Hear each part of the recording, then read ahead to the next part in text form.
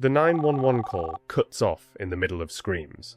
Just 2 minutes later, another call comes in.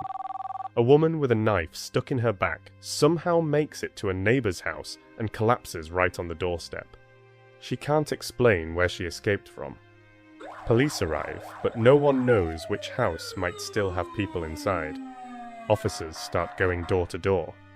Inside one of the homes there's smoke, and in the back, the fire is already burning.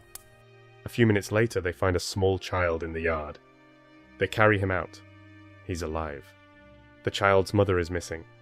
There are still people inside the house. And then, the gunfire starts.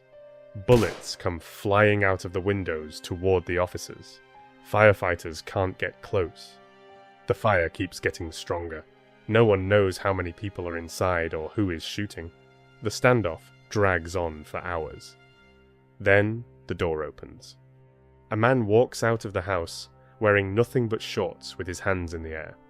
He says he wasn't the one shooting. But when the fire is finally put out, and officers go inside, they find bodies. Multiple victims, blunt force trauma, stab wounds, clear signs of arson. And that's only part of the story, because all of this started much earlier, about a month before, with a piece of nighttime footage showing another woman disappearing into the trunk of a car. Hey guys, let me grab you for just a second.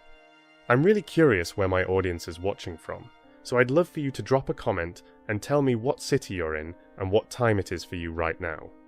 Thanks for taking a moment. Go ahead and share that in the comments. And now let's keep going.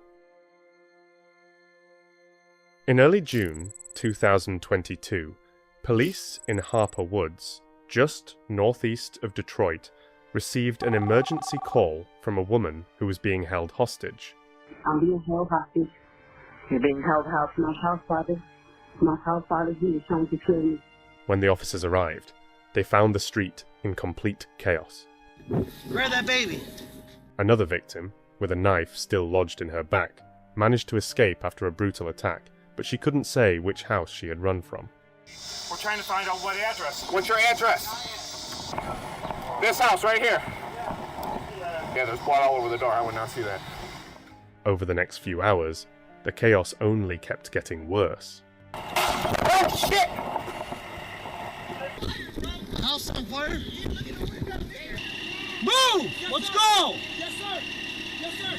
A man who asked to be identified only as John Doe called 911 just before 3 a.m. on Saturday, June 4th, 2022. From the second floor of his home on Lenox Street, on the east side of Detroit, he watched a white, mid-size four-door sedan pull up in front of the house with its trunk open. He heard a woman scream, and then everything went quiet.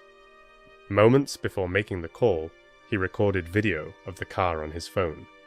I'm trying to be as quiet as possible, but I think somebody just shot a woman. She was running down the street, and she was screaming, "Help me!" And I heard a gunshot go off. What street is that on, sir? Lenox Street. But you don't know for sure that she was shot? I don't know, but after I have a video of the dude's car, and it was a person in the passenger seat, and he ran back to the car, and he closed the trunk. I don't know if she was in the trunk, but his trunk was open. Like, she probably got out and took off. But I still hear some crunching, like, over across the street, backyard somewhere. And the trunk was open when I looked out the window. But when I heard her exact words were, "Help me," and she screamed, and then you heard the gunshot go off. And then everything got quiet. And then like 2 minutes later, I decided to take a video of the car, because the car was still sitting there with the trunk door open and the driver door open. So is it in the backyard next door to you or across the street? Across the street. It's like a open field, but there's a lot of sticks and twigs. While the caller was recording, he could hear rustling coming from the vacant lot next to his house. Moments later, the video captured a man running back to the car, slamming the trunk shut and driving away. Convinced he had just witnessed part of a murder, John Doe waited patiently for police to arrive, but that night they never showed up. The next day, a little after noon, the anonymous man decided to check the area himself. In the vacant lot, slightly deeper into the brush along the edge of the property, he found a body. Yes, I called about somebody getting shot last night, and the police never came out, and I'm walking down the street, and her body is right here. What's the location? Lennox and Canfield. One moment. Matter of fact, I got a video of the nigga car who did it, and I'm about to tell you what time I took the video. Okay. At 2:52 a.m., probably at 2:50, the lady was screaming help. She was running down the street, and then all you heard was a gunshot, and then it got quiet. And then I called you guys, and y'all ain't shit. And now this lady dead right here by my house. When officers from Detroit Police Department arrived, they found marks on the ground that looked like drag marks leading past a driveway next to the vacant lot. Out on the street, in front of the house, they recovered a spent shell casing. Farther in, beyond an overgrown sidewalk, the victim was lying among trash and thick vegetation. She was a young woman, only partially clothed, with no personal belongings or identification on her. In fact, it wasn't until the autopsy was completed the next day that she could be officially identified, mainly by her distinctive tattoos.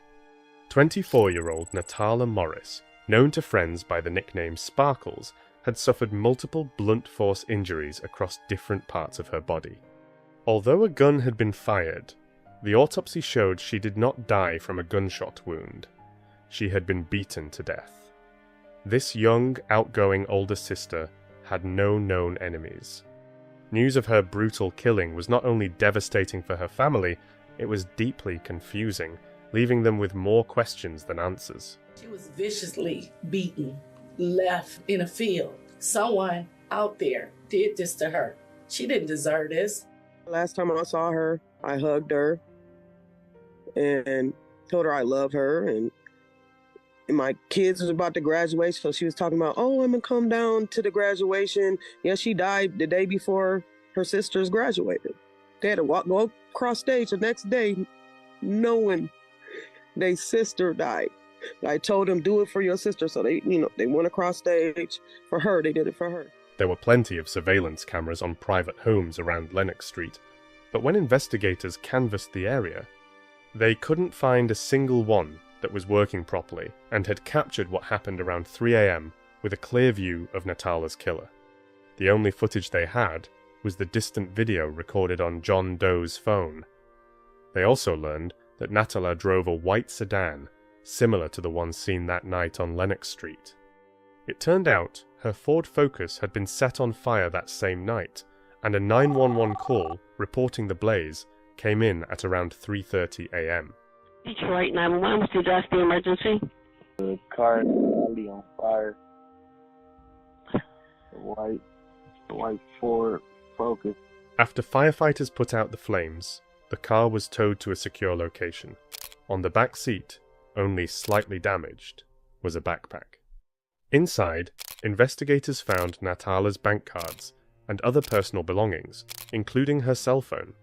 They began matching the phone's location data with the route of the Ford Focus, tracing it from Lennox Street, where John Doe captured the driver on video, to the area near Lappin Street, where the car was set on fire. Starting at around 11:30 p.m. on June 3rd, Natala's car first travelled to Kilbourne Street in the Connor neighbourhood on the east side of Detroit, a mostly residential area. From Kilbourne, the vehicle made a long stop near the intersection of 7 Mile and Evergreen, a commercial zone with plenty of parking. Cameras didn't capture anyone inside the parked car during that time, but they did pick up its movement when the trip continued. Interestingly, before reaching Lennox, the car turned toward Dickerson Avenue, which intersects with Kilbourne Street, and this wouldn't be the last time it went that way. Just minutes before 3 a.m., cameras caught the car heading toward Lennox with the trunk already open, and by about 3:03 it was leaving the area. Before it was set on fire, the car made one final stop, somewhere along Kilbourne Street. The data from Natala's phone didn't just confirm her movements that night. Investigators were also able to access part of her messages. They learned that on the day she died, she had been in contact with a man named Dares. and they often arranged to meet up. Their relationship didn't appear to be romantic in the traditional sense. It seemed more physical and without commitment. As it turned out, theirs lived in a house on Kilbourne Street. He was brought in for questioning, and his home was searched. I got the call like, man, something happened to Sparkles? Cause that's what we call it Sparkle, because that's her little nickname. I'm like, bro, something happened to Sparkles? And I called one of her friends. One of her friends didn't even know what happened to her. I'm like, what happened to Sparkles? She's like, I don't know, why you say that? Why you say that? Like, cause motherfucker, it's on the internet. Something just happened to her. She called, she like, I'm about to call you back. Hung up, and call me back. Oh my God. Theirs fully cooperated with detectives in Detroit. He handed over his cell phone for data extraction, voluntarily provided a DNA sample to be compared with evidence from the Ford Focus and the crime scene, and even took a polygraph test. He said he hadn't seen Natala for several days before her death, and claimed he had never been inside her car. So it's safe to say your DNA is not going to be nowhere in her car? Never. Won't be at all. Never been in her car at all. Or on her. Or on her. His messages backed up what he was saying, and he passed the polygraph. A search of his home didn't turn up anything suspicious. The DNA testing would take time, but detectives were already looking for new leads. The connection to Kilbourne Street was obvious, so the question was, could Natala have known someone else on that street? She danced with anybody on your block? Has she ever mentioned that she fucked around with anybody over there? I told you, we don't really mention nothing to each other, but she was. We're trying to get to the bottom of it. And again, if this clears you, that's fine. But rest assured, if it's some other things that we can't clear up that are pointing to you, we're going to have to address them. Okay? Theirs was ruled out as a suspect, but it quickly became clear he was far from the only man Natala had been in contact with. In fact, her messages showed she had been seeing several different men. In March of that year, 24-year-old Natala lost her job at a Chrysler dealership, which seriously affected her financial situation. According to one of her closest friends, by the spring she had moved from casual dating to paid meetups. Her family had no idea. What was her job? What's her profession? Is that a profession? It's the oldest profession in the world. Well, I mean, you know what her job was, or what she was doing. So, I mean... Yes, I might know, but I still... Oh, you want me to tell you? Yes. Okay, so, pretty much, she's on the app, meeting people, like, whatever. Yeah, that's what she was doing. What app was she? She never told me. She didn't want me to know. Okay. She didn't want me to know. Natala kept this new part of her life completely secret. She had always been a fairly private person, and she trusted only a very small circle with that side of her world. Besides you, who else does she really confide in? Do you know? Not many people. She was very, I guess you could say, secretive. Because, obviously, she felt judged because she wasn't doing the right thing. Right. So, nobody pretty much knew what she had going on. She never told her friend which apps she was using to find clients, and she didn't share any names either. The few people who did know warned her to be careful and look out for herself, especially after she mentioned an app called Inmate Delight. At Motor City. Okay. Because one day she got into it with a guy, and they were in the thing, she screaming for help and all this.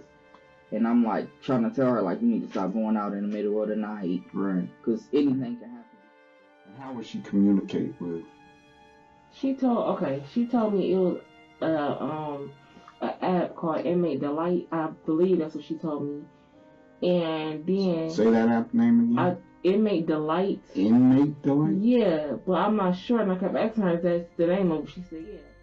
Investigators discovered there was another man Natala had been in contact with on the day she died, and he immediately raised red flags. 23-year-old Jonathan Lamont Welch already had a criminal incident on record, and it had happened just 2 days before the murder. On June 2nd, his longtime girlfriend and the mother of their young son, Zela Frazier, reported a brutal attack. She told the Detroit Police Department that she woke up around 3 a.m. to her boyfriend, furious, dragging her from the bedroom down the stairs into the living room. Downstairs, he had already prepared a set of items for her.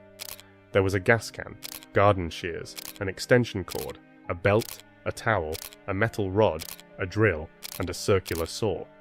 She said someone had tried to call her during the night, and after that Jonathan attempted to unlock her phone to see who it was, but he didn't know the password. According to Zayla, that's what set him off.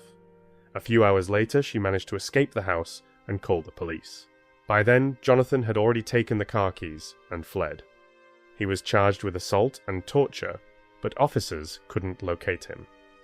Given the severity of that incident and his connection to Natala Morris, police set up surveillance on his house on Kilbourne Street. While monitoring the home at the corner of Kilbourne and Dickerson, officers noticed two people approach the door and try to get inside. It turned out to be Jonathan's parents, his mother Flossie Bray and his stepfather Robert Bray Jr. When their vehicle was stopped, officers saw that Flossie had a registered firearm with her, a purple and black Taurus 9mm semi-automatic pistol. The weapon was temporarily taken, and she was brought in for questioning. The goal was to get information about her son, especially where he might be. She was only told that the entire street was under surveillance as part of an investigation. Not a word was said about Natala's murder, or that her son was the main suspect.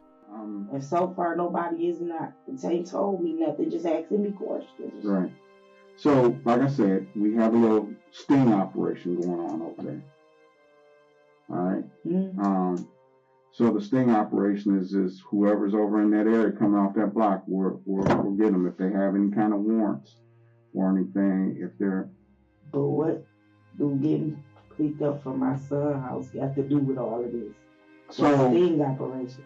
Detective James is a homicide detective. The lady said that on the phone when she called up for. Flossie wasn't shaken by any of it. She told detectives very little, insisting she didn't know where her son was. She also said she had no knowledge of the state of his relationship with the mother of his young child, Zara Frazier, the same woman he had recently sent to the hospital. They're not talking. He had seen her in about a week. Oh, okay. Something going on between them? I don't know. I try to mind my own business, stay out of other people's business. I don't know what they be got going on. Is my son down here? No, your son's right down there. I have no idea where your son is. So why did they send me down here? That's what I'm saying. I can't tell you that. I don't know. I couldn't tell you that. Okay, thank you. Flossie walked out to the station on June 10th, and that same day Jonathan Lamont Welch was taken into custody. The arrest warrant listed murder as the primary charge. Photos taken at the time of his arrest showed partially healed scratches along his left arm and chest, and he had tattoos of women from his life, including Flossie Bray and Zella Frazier. When it came to bond, only the assault and torture charges were presented. A DNA sample was collected from him using a buccal swab to compare with evidence in Natala's case, but those results would take time. His bond was set at $100,000, and his mother Flossie secured a bondsman to cover the required 10% for his release. Sometime between mid-June and early July, accounts vary, Jonathan was fitted with an electronic monitor and ordered to stay at his parents' home on Kenosha Street in Harper Woods. Not long after he was released, Zara was forced to bring their 18-month-old son to that house so he could see his father, despite an active court issued no contact order. On July 10th, while inside one of the bedrooms at the Bray family home, Zara called 911. I'm being held hostage. You're being held hostage. My house father. My house father, he is trying to kill me. Is he at the house right now? Yes. And how is he trying to kill you? Okay, he's not letting me leave the house. His mother is hiding me in the room. Okay, is he at the location? Yes. And is he trying to harm you? I haven't been able to leave out the house.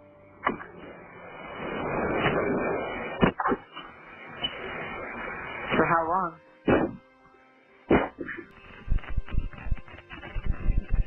Right after the dispatcher asked that question, Screams could be heard coming from inside the house. The audio turned muffled and hard to understand, and then the call suddenly dropped.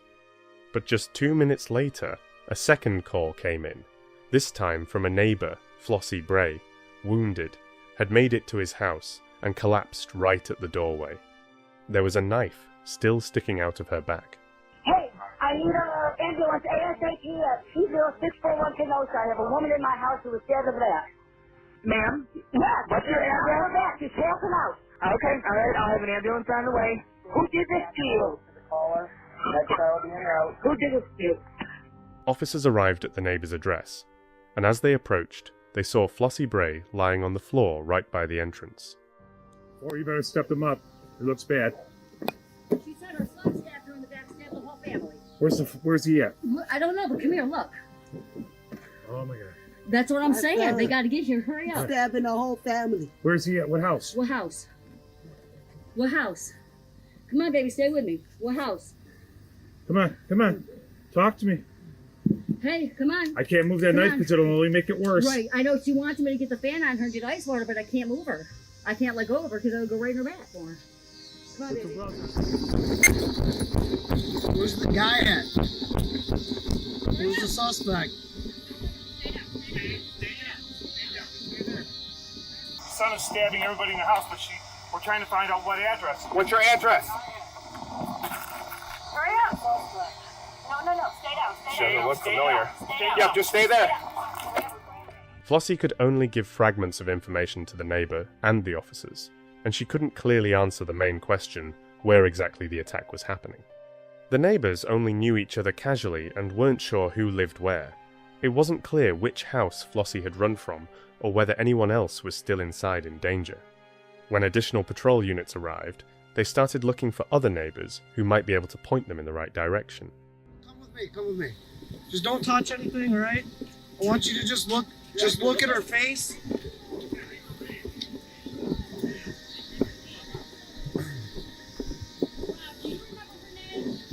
Look at her face, tell her what she meant.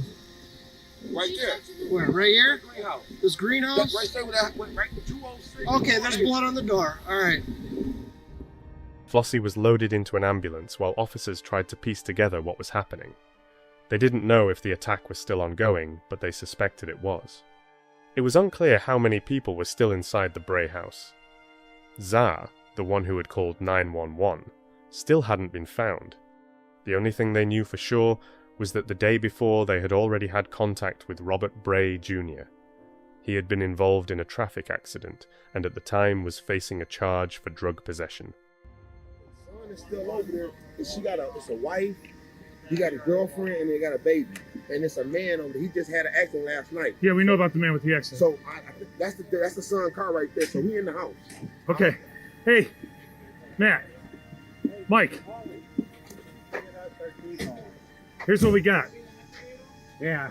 He's in the house. The son's in the house with a wife and a kid. 60. According to the neighbor. Do we have a phone number for No. that house? 68.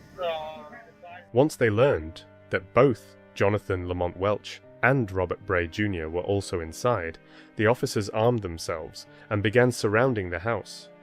When they were finally able to look inside, they saw smoke, and in the back of the house, a fire was already burning.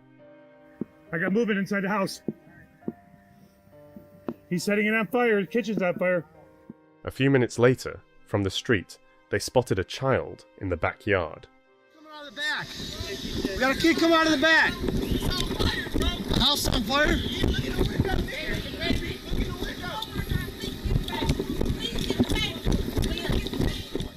The boy was rescued from the backyard, and he wasn't hurt. The fate of his mother and his grandfather remained unknown, as additional units arrived and set up a perimeter around the house. Do we know how many more kids are in that house? How many kids do they have? Okay, one kid? Okay, alright, so we got all the babies out. Alright. Just a few minutes after the child was rescued, as responders were planning their next move, gunshots rang out. Oh shit!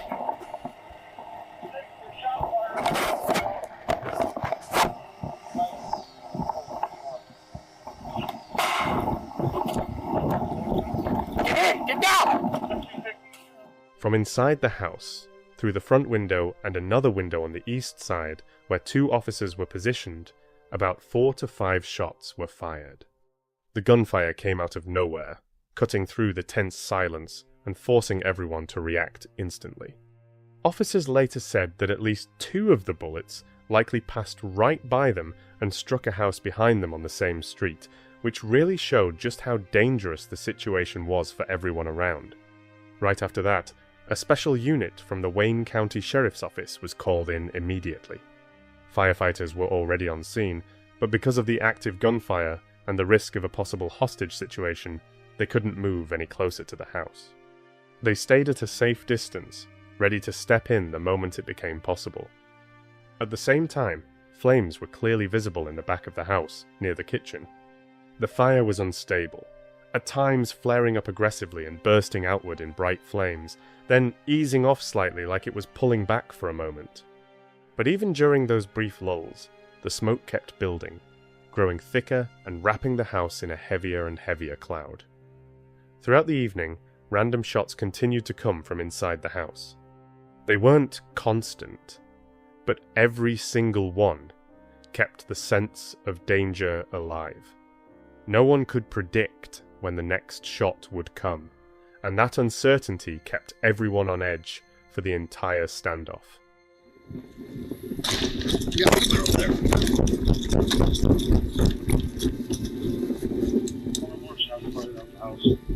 He's got a pretty good view, and he's got a fire going in there. So if anything, this guy's gonna just fucking walk out and probably just start shooting like crazy. Alright, we got flames in the house. 6-2, more shots fired. Shortly before sunset, Jonathan Lamont Welch suddenly appeared in the doorway of the house. The light was already starting to fade, and his silhouette stood out sharply against the dark, smoke-filled entrance behind him. He was wearing nothing but boxer shorts, barefoot, with his hands raised, a gesture that immediately caught the attention of every officer on scene. His appearance was completely unexpected after hours of tense waiting. For a brief moment, the air seemed to freeze, heavy and uncertain, the kind of moment where any movement could change everything. He stood still, showing he wasn't resisting, but even that didn't ease the tension. Officers instantly locked their focus on him, watching every step he made. In a situation like this, even raised hands didn't guarantee safety. His condition, nearly naked, visibly exhausted, and marked by what he had just gone through, only raised more questions about what had been happening inside that house for hours. This moment became a turning point, the first time anyone had come out from inside, and with him came the first real chance to start understanding what had actually taken place. Just a guy on the porch on his belly. Crawl down the stairs! At that moment, officers weren't sure who had actually opened fire, whether it was Jonathan Lamont Welch or his father. The situation was still confusing, and information was coming in pieces without a clear picture. In reality, after the crash the day before, Robert Bray Jr. had already been taken into custody, and some of the officers on scene knew that. Because of that, another possibility was still on the table, that Jonathan Welch might actually be another victim, just trying to make it out of a smoke-filled, dangerous house. In that kind of uncertainty, every assumption carried weight. Officers had to move carefully, without knowing for sure who they were dealing with, an attacker or someone trying to survive. The smoke, the stress, and the lack of clear information only made it harder to assess the situation, putting even more pressure on every decision.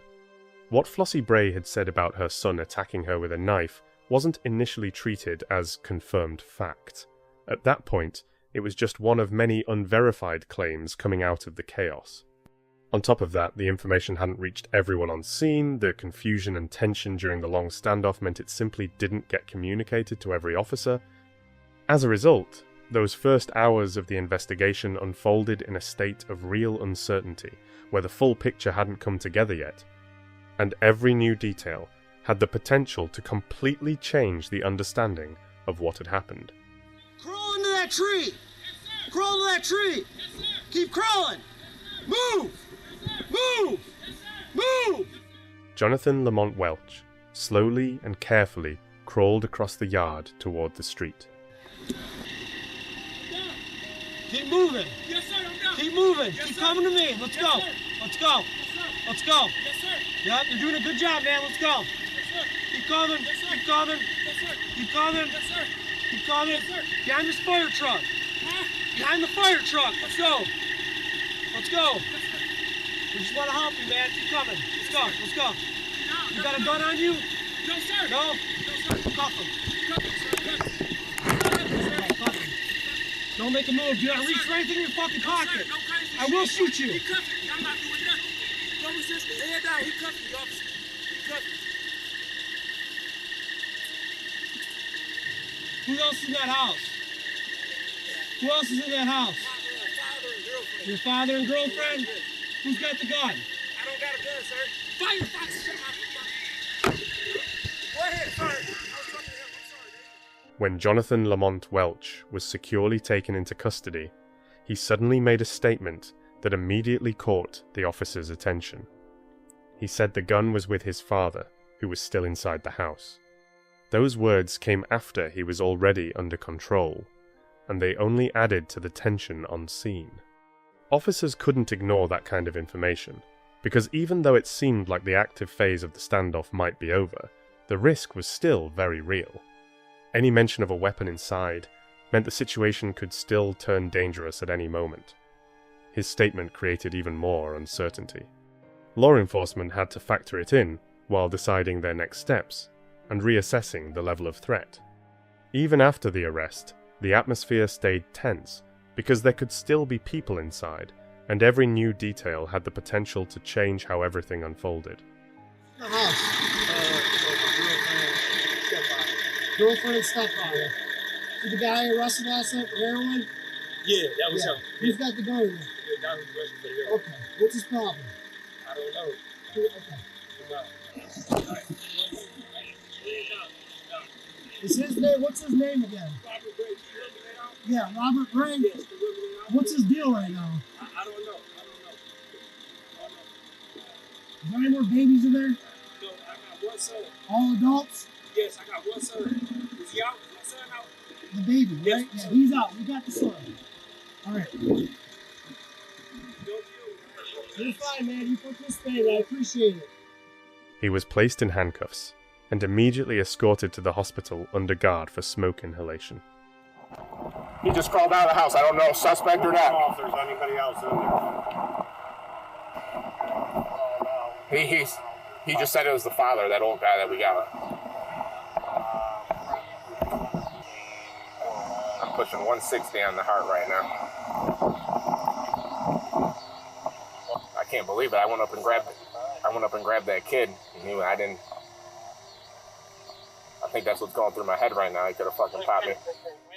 As evening set in, a special unit arrived on scene, and their presence immediately shifted the dynamic. Firefighters kept a close eye on the fire, monitoring every flare-up and every change in intensity to prevent it from spreading further. Everything was happening slowly, with extreme caution, because any mistake could have serious consequences. After Jonathan Lamont Welch came out of the house, the situation seemed to freeze. There were no more gunshots, no movement from inside. That silence felt unnatural. It didn't calm anyone down. If anything, it made the tension even worse. No one could say for sure what was happening behind those walls. Since the situation was still uncertain, officers held their positions, staying fully alert without letting their guard down for even a second. Every one of them was ready for anything, even with no visible activity. The waiting dragged on, minutes stretched into what felt like long blocks of time, and the pressure just kept building. The standoff lasted for about 7 hours. Long, exhausting hours, where every sound, every movement, and even the silence itself mattered. It was a period where the unknown weighed the heaviest, and the answers were still locked behind the doors of that house. No. I'm starting to think Dad might be dead. The tactical team moved in quickly and decisively, methodically smashing windows all around the house to get at least some kind of view inside. Glass shattered everywhere, and each new opening gave them a chance to look into the darkness filled with smoke and uncertainty. I just want this to be over with. During the firefighting efforts, the front door was forced open, literally torn down to gain access into the smoke-filled house. Just inside the doorway lay Zila Frazier. Her body was motionless, and from the first glance it was clear she had suffered severe head trauma and was already dead. The scene around her only made it more disturbing. Damage everywhere, soot, and a heavy smell of smoke, creating a picture of complete chaos. The autopsy later revealed multiple blows from a hard object, likely a hammer. The pattern of injuries showed repeated, forceful strikes, pointing to the sheer brutality of the attack and no sign that the attacker ever tried to stop. 70-year-old Robert Bray Jr. was found near the entrance on the east side, on a small landing close to where the fire had been at its strongest. The position and condition of his body suggested he had been right in the middle of everything at the most dangerous moment. He had likely also been struck with a hammer, and in addition, he had stab wounds, showing the level and variety of violence involved. Investigators believed that Jonathan Lamont Welch had set the kitchen on fire to destroy evidence, a theory that fit with what they found. When he came out of the house, witnesses noticed he looked slightly wet, like he had just taken a shower. That detail immediately stood out. Clothes were found on the stove, adding to the suspicion and suggesting hurried actions before he walked out. Detectives recovered the gun that had been used to fire at them, a purple and black 9mm. It belonged to Flossie Bray, and its use added another disturbing layer to the case. After the attack, Flossie Bray remained in the hospital for several days in critical condition, connected to life support as doctors fought to save her, but her condition stayed extremely serious. A few days later, she died from her injuries, becoming another tragic loss in the case. 3 days after the killings inside the house on Kenosha Street, Jonathan Lamont Welch was discharged from the hospital and gave a statement to detectives in Harper Woods. At first, they didn't discuss the murder of Natala Morris, focusing instead on what had happened inside the house. The atmosphere during the interview was tense, because every answer had the potential to change the direction of the investigation. Jonathan Welch said that Zila Frazier and their son had moved in with him at the house on Kenosha just a few weeks before everything happened. According to him, before the killings, he had good relationships with everyone, a claim that stood in sharp contrast to the brutal reality investigators had just uncovered. You indicated that Zelaya and your son Samuel had been living there recently. When did they move back in there? How long have they been staying there? I got out on the... You got out on the 8th of July. The 8th of July. Which would have been Friday, last Friday? I didn't get out last Friday. I've been out for a month. You've been out for a month? Yeah, I've been at their house for a month. Oh, okay. The whole article, everything is just, hold on one second, because they said they arrested me on the 2nd. When they watched me walk away, they arrested me on the 10th. Yeah, so and again, I basically got out on the 14th. Okay. So if I got out June. June okay. 14th. You've been out a month. Right. So I'm only going by on what a prosecutor told me. Yeah, I'm going to tell you the facts. What's your relationship with mom and dad? Pretty good? Yeah, it's pretty good. Okay. Yeah. All right. What's your relationship with your fiance, Zelaya? You guys pretty good? Yeah, it's pretty good.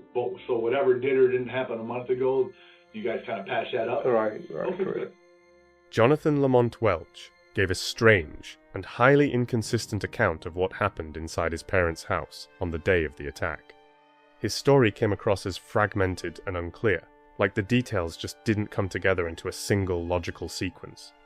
Right from the start, it was obvious that his version raised more questions than it answered.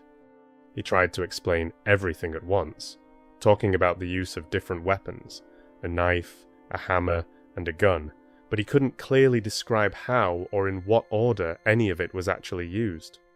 There was a lack of specifics in what he said, and the key moments stayed vague.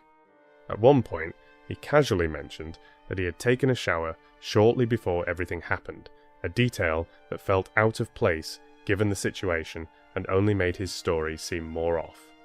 And when it came to the fire, he couldn't explain how it started at all, leaving one of the most critical parts completely unanswered. Despite all of that, he insisted he had acted in self-defense. According to him, there had already been tension in the household leading up to that day. He claimed his parents had been arguing over his father's recent car crash and a drug-related arrest, and that conflict had been building, creating pressure that eventually turned into open aggression. He went on to describe how a verbal argument supposedly escalated into a physical fight between Flossie Bray and Zella Frazier, with accusations tied back to him at the center of it all.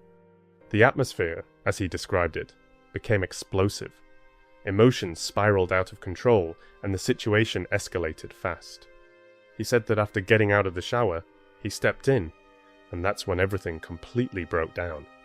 What started as a conflict turned into a full-blown family fight, chaotic, intense, and dangerous, where every second made things worse.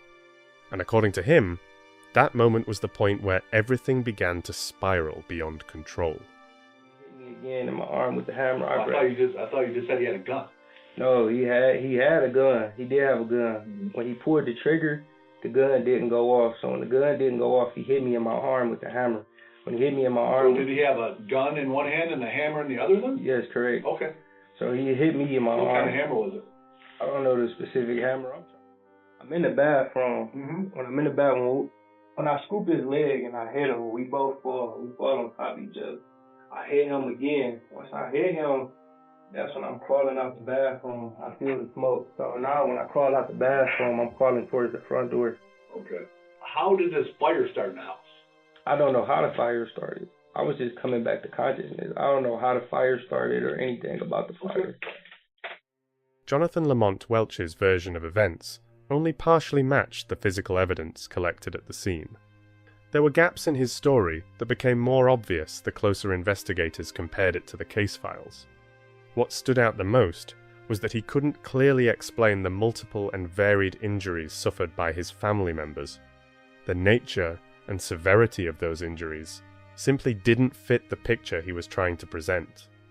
It created a strong sense that something far more complex and darker was hiding behind his account. Investigators reconstructed the timeline step by step, carefully analyzing every detail, and the deeper they went, the clearer it became that the facts didn't line up.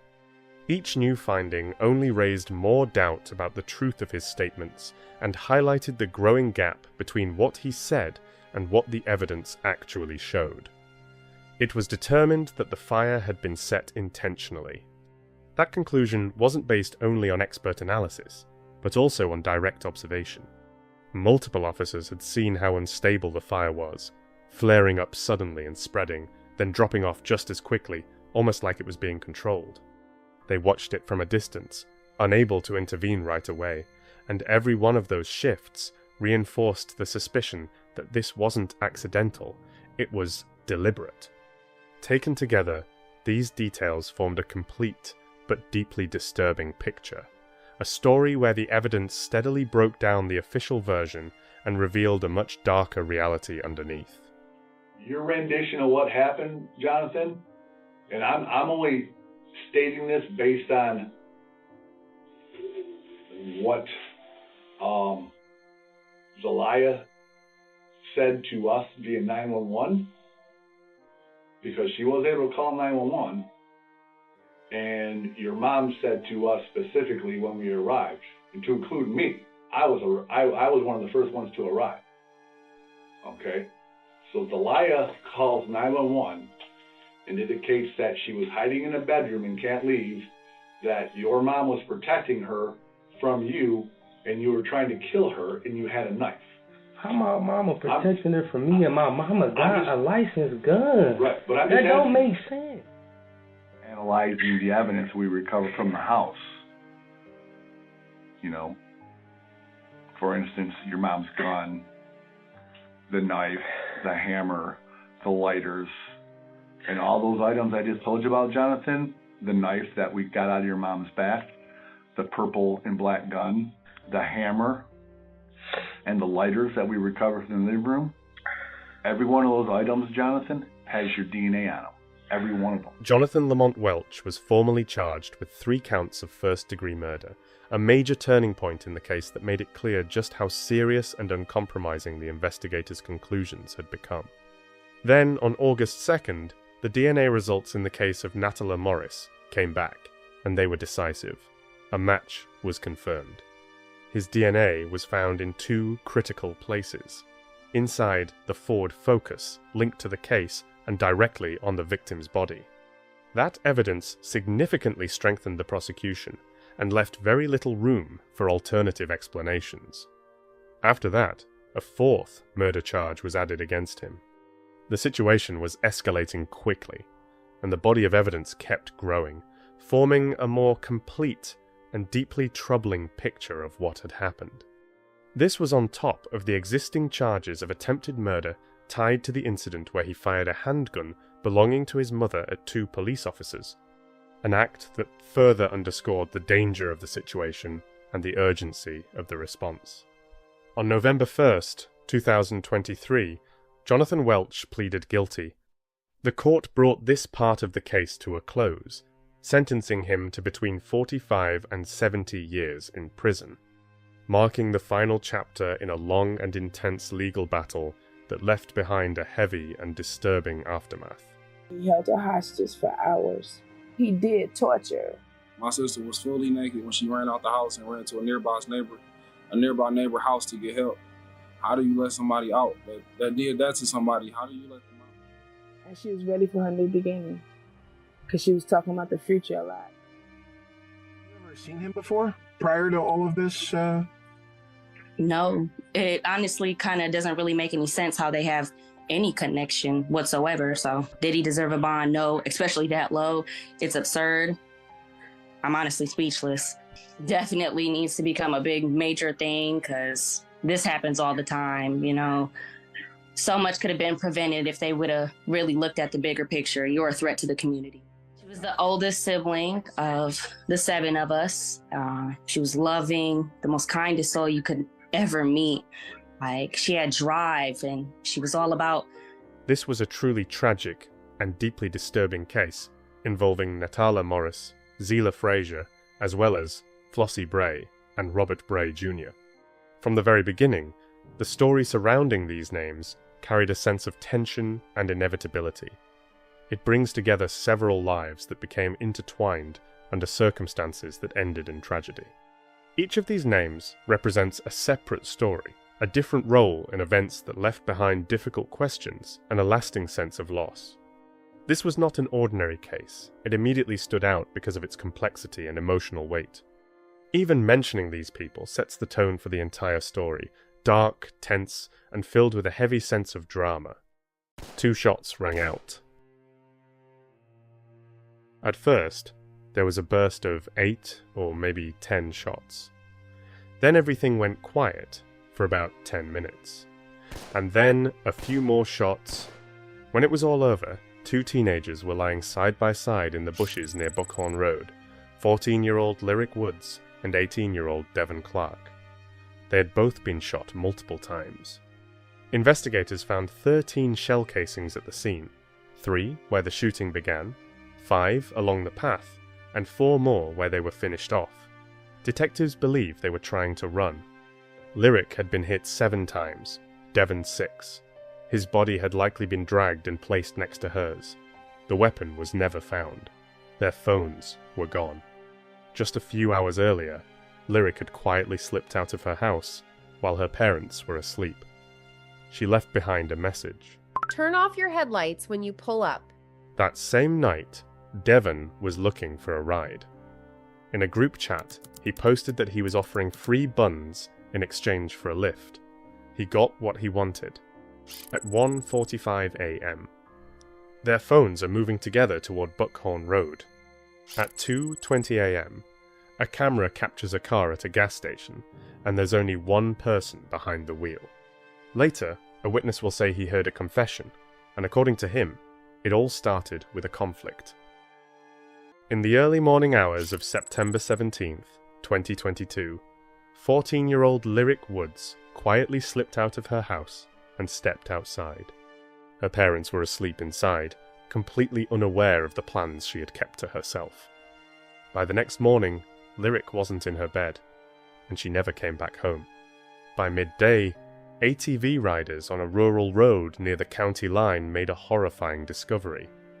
2 teenagers had been killed in a hail of gunfire. They were lying side by side, Lyric Woods and 18-year-old Devon Clark.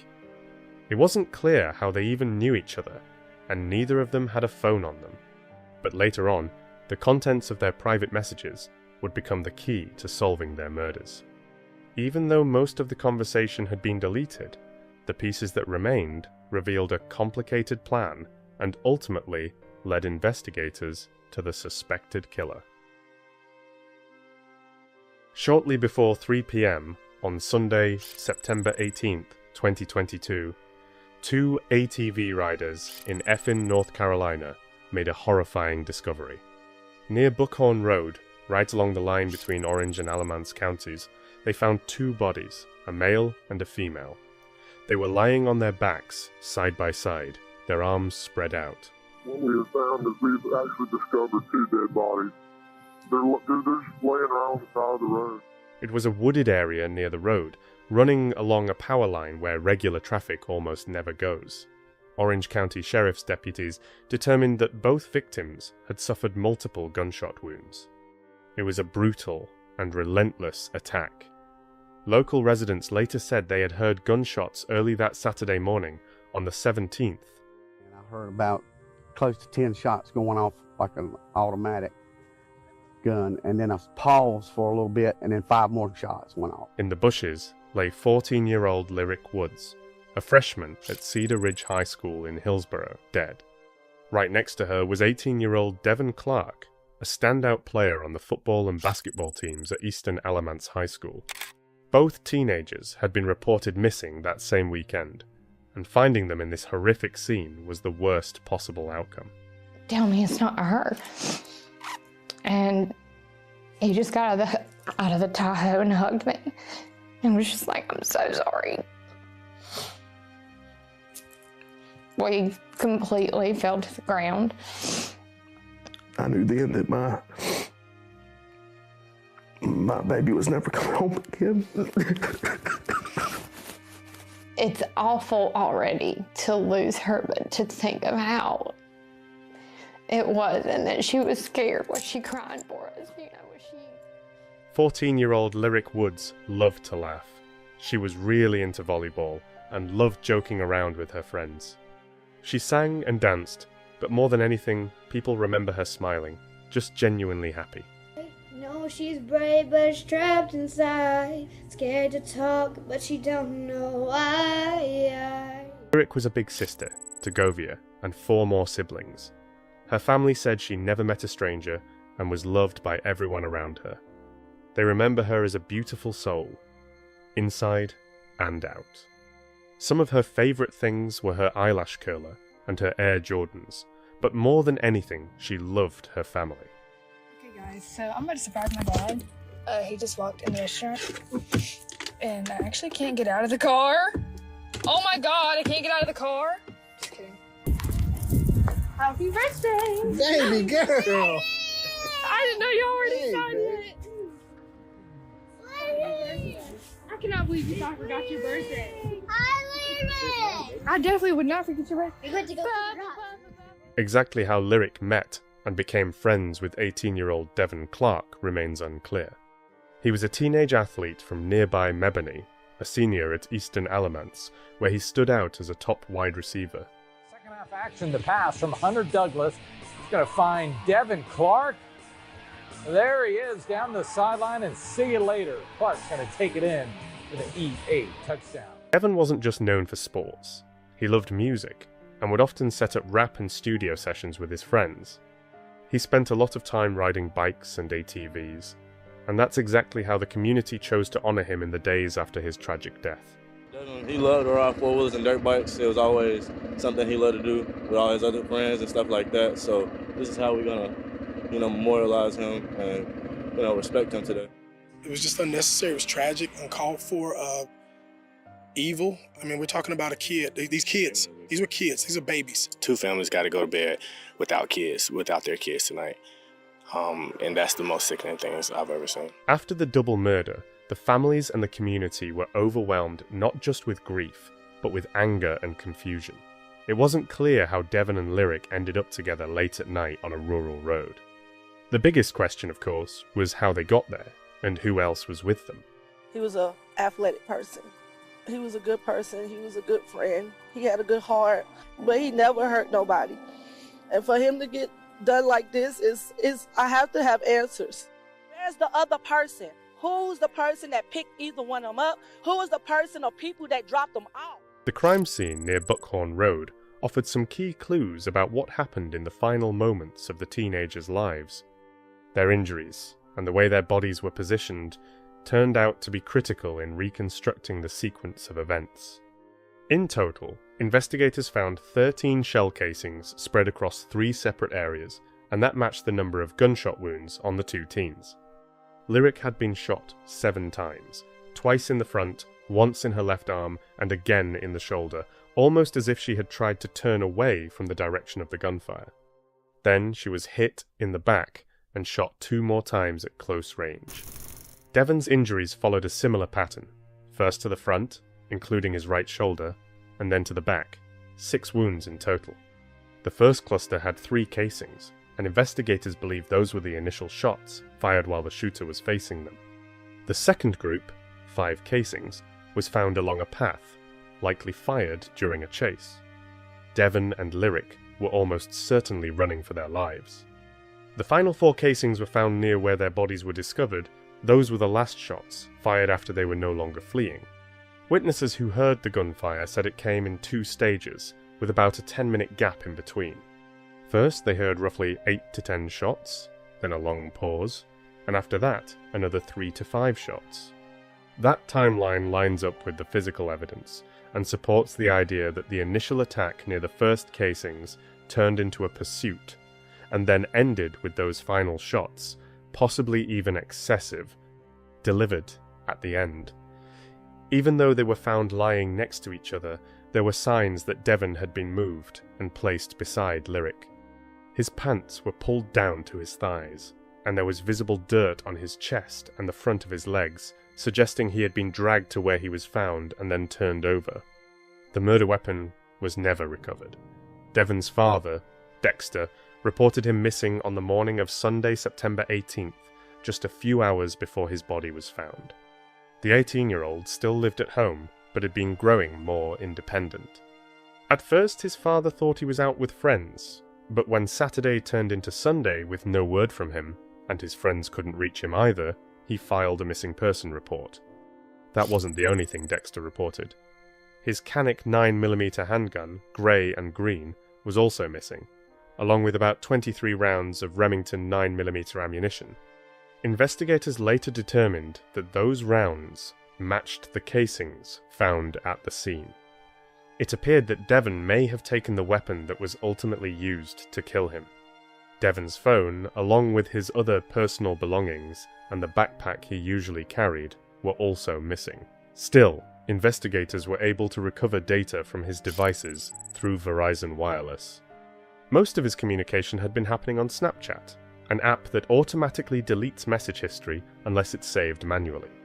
Because of that, only part of his conversations could be recovered, but even that was enough to give investigators a sense of his plans for that night and the early morning hours leading up to his death. One message, which would later become key to the case, was sent by Devon in a group chat with 11 friends at around 12:30 a.m. And it read, "Who's got a car and wants some free buns?" Free buns was slang, meaning a sexual meetup with a girl. Devon was looking for someone with a car who could give him a ride, and in return, he was offering that kind of meetup with a girl. His intent became even clearer in messages with a user named Jorday, exchanged between 11 p.m. and 12:05 a.m. that night. At 11:05 p.m., Devon wrote, "Do you want it tonight?" Jordezi replied, "Who with?" "Haha, with Lyric. She says she's gonna be with both of us." "Wait, what? Are you serious? What, she's not bringing a friend or something? Haha. That's exactly what I asked. She said it's not with any of them. She wanted me to come pick her up, but I don't have a car, and if she wants me that bad, then she wants whoever's coming with me too. Jesse said he was out of gas, and then there was about a 2-hour gap with no messages at all, so it's possible they still worked something out, because at 1:05 a.m, Devon sent 2 laughing emojis. And after that, there were no more messages between them that night. Lyric's parents would take her phone away at night, so when they reported her missing on Saturday morning, the phone was still with them. But it looks like Lyric had access to an iPad, and was actively messaging on it until almost 1:30 that night when she disappeared. Investigators were able to recover part of a Snapchat conversation she had with an account called Basketball1296, which was later confirmed to be Devon Clark. And what they found shows she was planning to sneak out of the house. She arranged to be picked up nearby so she wouldn't be noticed.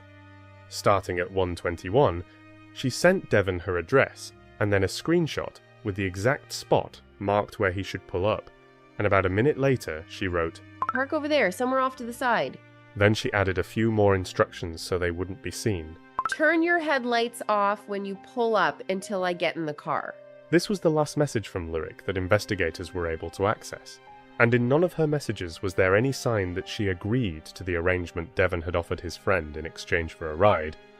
There's no evidence that was ever even discussed. Even so, it seems like Devon's offer did end up getting him a ride, and that Lyric really was picked up that night in someone's car.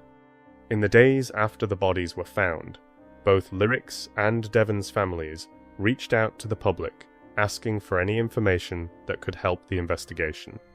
And one especially painful post from Devon's mother, Tiffany Conception, caught the attention of one person. The tipster's name was Christian Sykes. He didn't know Lyric Woods or Devon Clark, but he had a friend who, according to him, told a story that sounded far too similar to their murder. I guess we can just start from the beginning. I'll let you talk a little bit. Okay, so everything that I know basically is, so I met the boy Isaiah. I don't know his last name, but I have his Snapchat name, and that's usually how we converse. I gave the other officer his phone number because I do have his phone number. Christian met Isaiah through his cousin about 6 months earlier. He didn't know the 17-year-old very well, although he admitted they had been physically involved at least twice. Most of the time, they would just meet up and smoke together, and during a Snapchat video call, according to Christian, Isaiah showed him a gun and then started telling a strange story. I was like, what happened? And then he showed me like a gun, and I was like, okay, go ahead. And he showed me like a gun, and I was like, you got a gun? Okay, like, what does that mean? And then he was like, well, I picked up this dude. He didn't give me no names. He just said he picked up a dude, and when he picked him up, he was going to pick up a girl, and then he was taking them to go, I guess, have sex. So he was like, but I capped him. And I was like, what you mean? And he was like, well, the dude was holding the beam on me, and I'm assuming he meant like the gun had like a laser type of thing on it. But he was like, he was pointing at him. He was like, I don't like that. And I told him to stop, and I told him multiple times to stop, but he kept doing it. And he said the gun had bullets in it. So then he said he grabbed the gun, and they was wrestling with the gun. And then I'm assuming Devin was like had his finger in it. He pulled the trigger, and he said that the bullet went like near his legs, like that way. He said in between his legs, but that's what he said. And then he said that he like got the gun from him, and then he said he shot him. And then he said that the white girl, well, he didn't say white girl, but he said the girl that was in the back seat, he said she saw everything, so I turned around and I shot her. Now this is Sunday. Christian told the detective he didn't believe Isaiah at first. The story sounded way too unbelievable, and the fact that it was told with almost no emotion made it seem even less real. It wasn't until news of the murders started spreading all over social media that Christian began to connect the dots. Okay, so showing that he emptied the clip. Basically. Okay. Like, and it was crazy because it was like no remorse, which was why I was, because I've never like looked at him as like a person that's like, in my eyes, that's like evil. If you could murder two people like that and then show no emotion. That's why I was thinking the story was just something that he came up with, because you're not showing no emotion. You're laughing on the video call. 17-year-old Isaiah Ross, who allegedly confessed to Christian, had moved from Delaware to North Carolina in 2021 during his sophomore year to live with his mother and 3 younger siblings. He attended Eastern Alamance High School in Mebane, the same school as Devin Clark, although records show he was only enrolled for 6 days at the start of the school year. His family knew him as a quiet, loving son and overall a happy teenager who was into basketball, music, and new technology. However, Isaiah did have trouble with the law. No cap though. Let me show you. Hold up. Let me show you.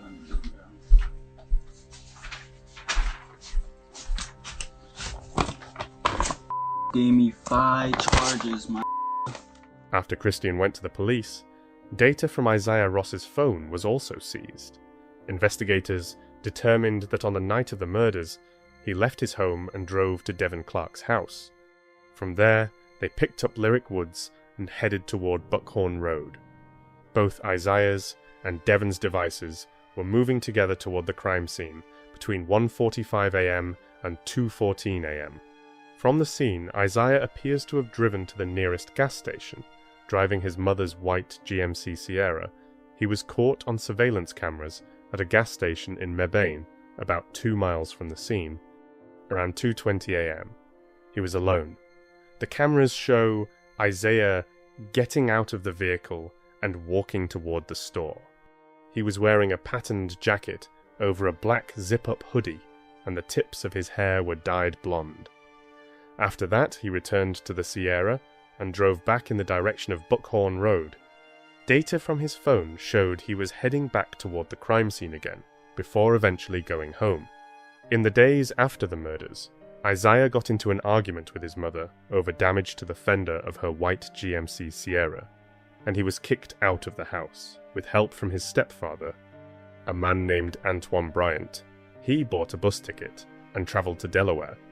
Antoine, who it turned out was also a cousin of Devin Clark, later realized he had unknowingly helped his stepson avoid justice when he left the state, because of North Carolina laws that restrict the release of information about minors.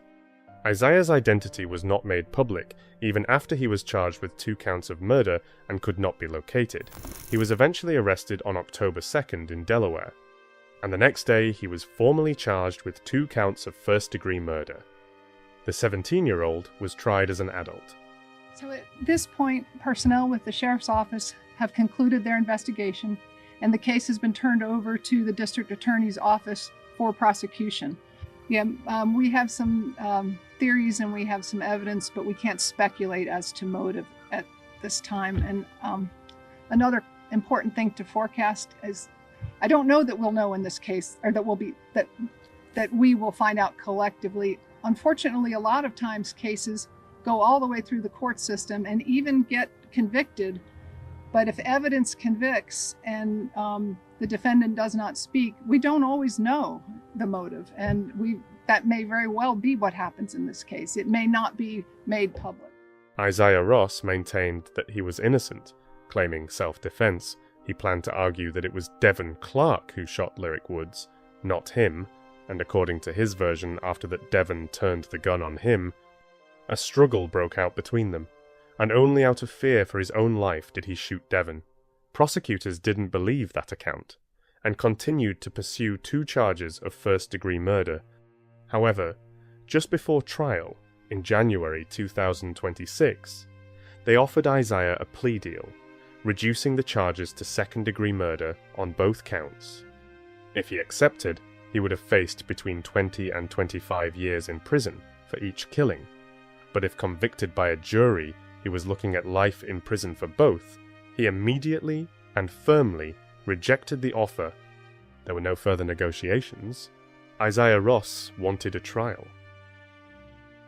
I ask you, as you listen to the testimony and review the evidence, that you keep these things in mind: the timeline, the physical evidence, and the defendant's confession.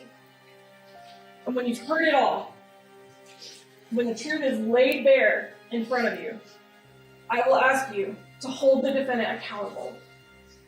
I will ask you to find him guilty. Elizabeth took the stand in court, telling the jury about the trauma and confusion she went through when she learned her daughter was missing. It was Friday the 16th. I had come home late because my mother-in-law had fallen, so I took her to the ER. My parents picked up both Lyric and Genovia and took them to have ice cream and then went to my house. And it was about 11 o'clock. Me and my husband were sitting on the couch. She came behind us, gave us both a hug, and told us she loved us and that she was going to take a shower. And I told her don't take an hour and a half because she always took really long showers. And that was the last time I saw her. I know her weakness was her sissy, so I had Genovia go in there to wake her up and try to do it in a sweet way. And she came back out crying and said that sissy wasn't there. And it just didn't make sense, so I went in there and said, she's probably hiding from you. Again, that didn't make sense to me either because I knew she'd be asleep. And realized she wasn't there. And then I immediately called Brady to see did he, for some reason, come pick Lyric up in the middle of the night. And who's Brady? Lyric's dad. And he said no, so while I was on the phone with him, I told my husband, call 911 right now. It's not like her to worry me. That was the last thing she'd want to do. Dexter Clark explained that his son and his gun went missing at the same time. He said he kept the pistol locked in a box under his bed. Had you tried to call him during that intervening time? I did. I didn't want to think nothing was wrong. So I kind of just pushed it like to the side a little bit. Was it, had Devin done this before where he'd been gone all weekend? No, he would usually leave sometimes with his friends and come back, but you know, it wasn't nothing like out of the ordinary. I reported my firearm was missing because I know that usually Devin would we would go shooting, and I let Devin. That was the gun that Devin did use when we went to go shooting. I was in a shooting club, Country Boys Therapy, and that's what we did on the weekends. And so Devin would shoot the gun there, and yeah. The parents of Lyric Woods and Devin Clark weren't the only ones directly affected by this brutal killing of two teenagers. Isaiah Ross's mother was also in court, standing by her son as he faced accusations of these horrific crimes, and on social media she commented on the trial, criticizing the prosecution's case against him in her own way, and at times even mocking and insulting the people who testified against him.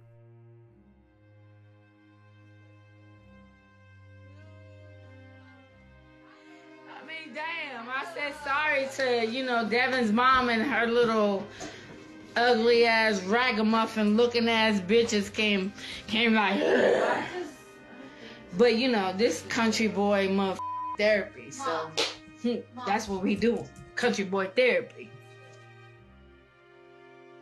As the trial went on, Isaiah Ross and his outspoken mother were given more and more reasons to criticize the proceedings. The alleged confession from Isaiah became a key piece of evidence for the prosecution. However, their main witness, Christian Sykes, turned out to be a problem for their case. He recounted what he remembered from a Snapchat conversation in which Isaiah allegedly confessed to killing Devin Clark and Lyric Woods. And Mr. Sykes, do you know Isaiah Ross? Yes. How do you know him? We were cool once upon a time. Cool, did you say? Yeah. What Isaiah told you? Yeah. And what did he tell you? That you want me to tell the whole story? Yes, please. Okay.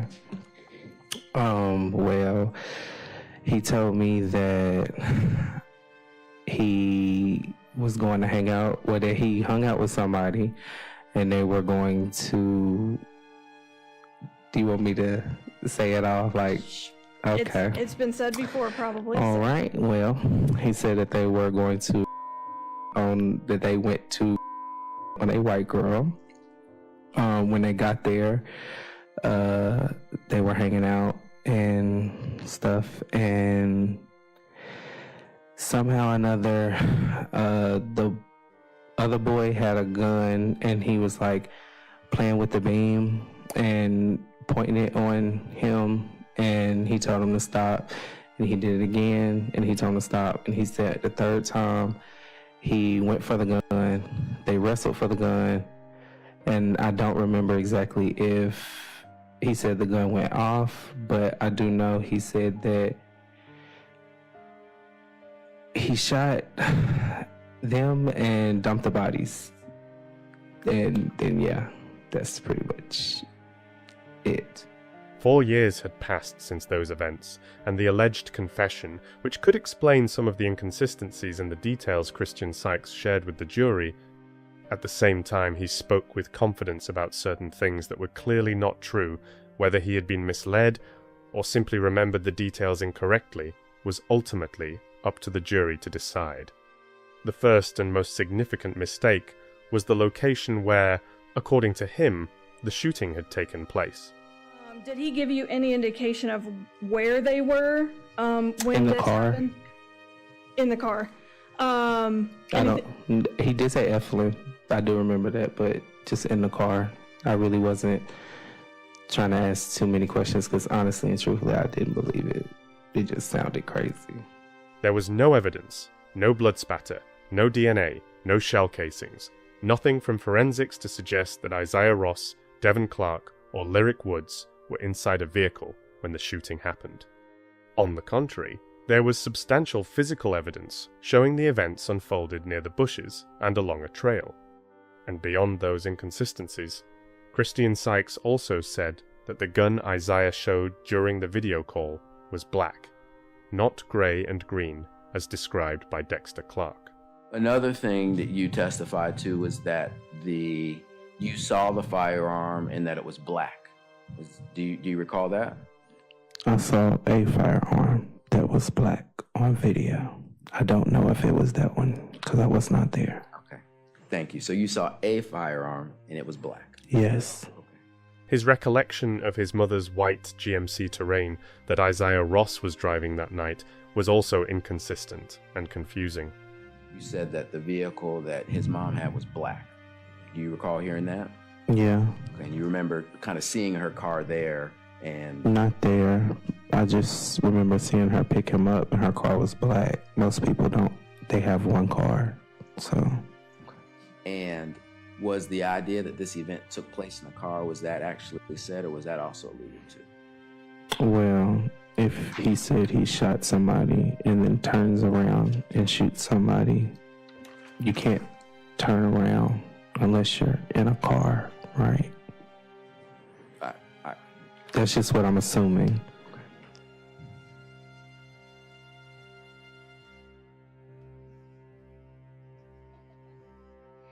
Talk about I only know his mom to have a black truck. Bitch, I ain't never owned a black truck in my life. You suck another d. The defense called just one witness, Isaiah Ross himself. The 21-year-old defendant told the jury that before the night of September 16th, he had never met or spoken with Lyric Woods. When he agreed to Devin Clark's plan to go out that night, he believed the girl wouldn't be alone, but would have a friend with her, and it wasn't until Devin was already in the car giving him directions that he realized the plan was actually something different. That's when he asked me if I minded if he went first. So it's kind of where I really got the idea that there was only one person that we were going to pick up. I entered into the situation thinking we were going to go pick up one person and then another person, but that confirmed that it was just one person. He explained that when they arrived at Buckhorn Road, Devin Clark and Lyric Woods spent a few minutes together in the back seat, and later DNA analysis suggested there had likely been some kind of intimate contact between them. Isaiah said that during that time he was outside the car with Devin's vape. When the two of them got out of the back seat, according to Isaiah Ross, an argument started between them, Lyric was yelling that she wouldn't be controlled or passed around to anyone. Can you explain to me what you heard or what you remember you heard when Lyric and Devin got out the car? She was yelling at Devin, saying that I can't say word for word, but that I remember she saying she wasn't a whore, and she wasn't gonna let him pimp her around anymore, and that she was gonna get police involved. Okay. And how did Devin respond? Ultimately he retrieved the gun out of the car and then shot her with it. Standing next to an easel, Isaiah Ross used a hand-drawn diagram to walk the jury through his version of events, pointing out exactly where, according to him, Devin Clark and Lyric Woods got out of the back seat and which direction Lyric ran when Devin opened fire. Isaiah claimed that after Devin shot Lyric, he then pointed the gun at him and said, "You know what's about to happen." Isaiah took that as a threat that he was next, so he lunged at Devin and a struggle over the gun broke out. Shots were fired. Even though Isaiah was smaller and less physically developed, he said he managed to overpower Devin, delivering a headbutt and then driving his shoulder into him as he tried to take control of the weapon.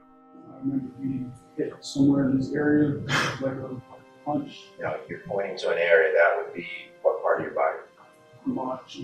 Which? All right, so what happens next?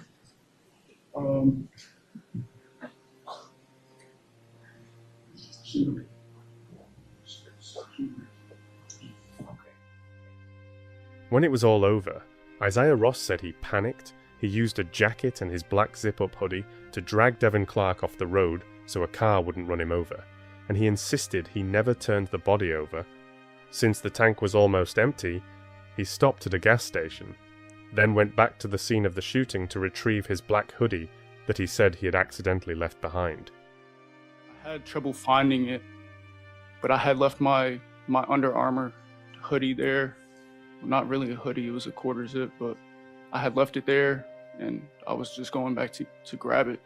It just, honestly, if I were to describe it, it just felt like my brain was literally like melting. I didn't know what to do. I was afraid.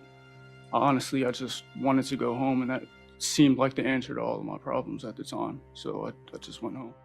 There were a few gaps in Isaiah Ross's account. In his version, the first shots that witnesses heard were fired by Devin Clark at Lyric Woods, but the struggle he described afterward didn't explain the roughly 10-minute gap before the second round of gunfire. In reality, it all seemed to have happened very quickly. Prosecutors also pointed out that the black hoodie Isaiah claimed he went back for was the same one he was seen wearing on surveillance footage at the gas station. It was clear that after stopping for gas, he returned to the crime scene, which suggests there may have been another reason. He said he moved Devin, but never turned him over, which conflicted with the evidence showing dirt on Devin's chest and legs. His version also didn't explain what happened to the vape. He said Devin handed it to him before getting out of the car, but 2 days later it was found in Devin's front pocket, meaning that at some point, between Devin getting out of the car, arguing with Lyric, and getting into a struggle with Isaiah, the vape somehow ended up back with him. Even if Isaiah's testimony didn't explain everything, he was clearly trying to account for what happened. He also made uncomfortable allegations against the prosecution's key witness, Christian Sykes, attempting to undermine his credibility and suggest he had a reason to lie or exaggerate. Isaiah claimed he had seen Christian behave inappropriately toward his cousin, and after reacting negatively to what he saw, he said Christian became afraid he might tell someone. He wanted to know, basically, he didn't necessarily tell me that he wanted to know this, but I think he feared that I would expose him to somebody. Just let us know what you said and what was in your mind.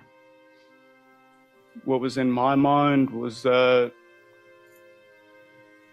he just wasn't someone that I would want to be around necessarily. He's embarrassed. He I shouldn't have seen something like that, and he wanted to know if I wanted to smoke and kind of talk about it more. I didn't want to do it. After Isaiah Ross testified, his mother also spoke out about Christian Sykes.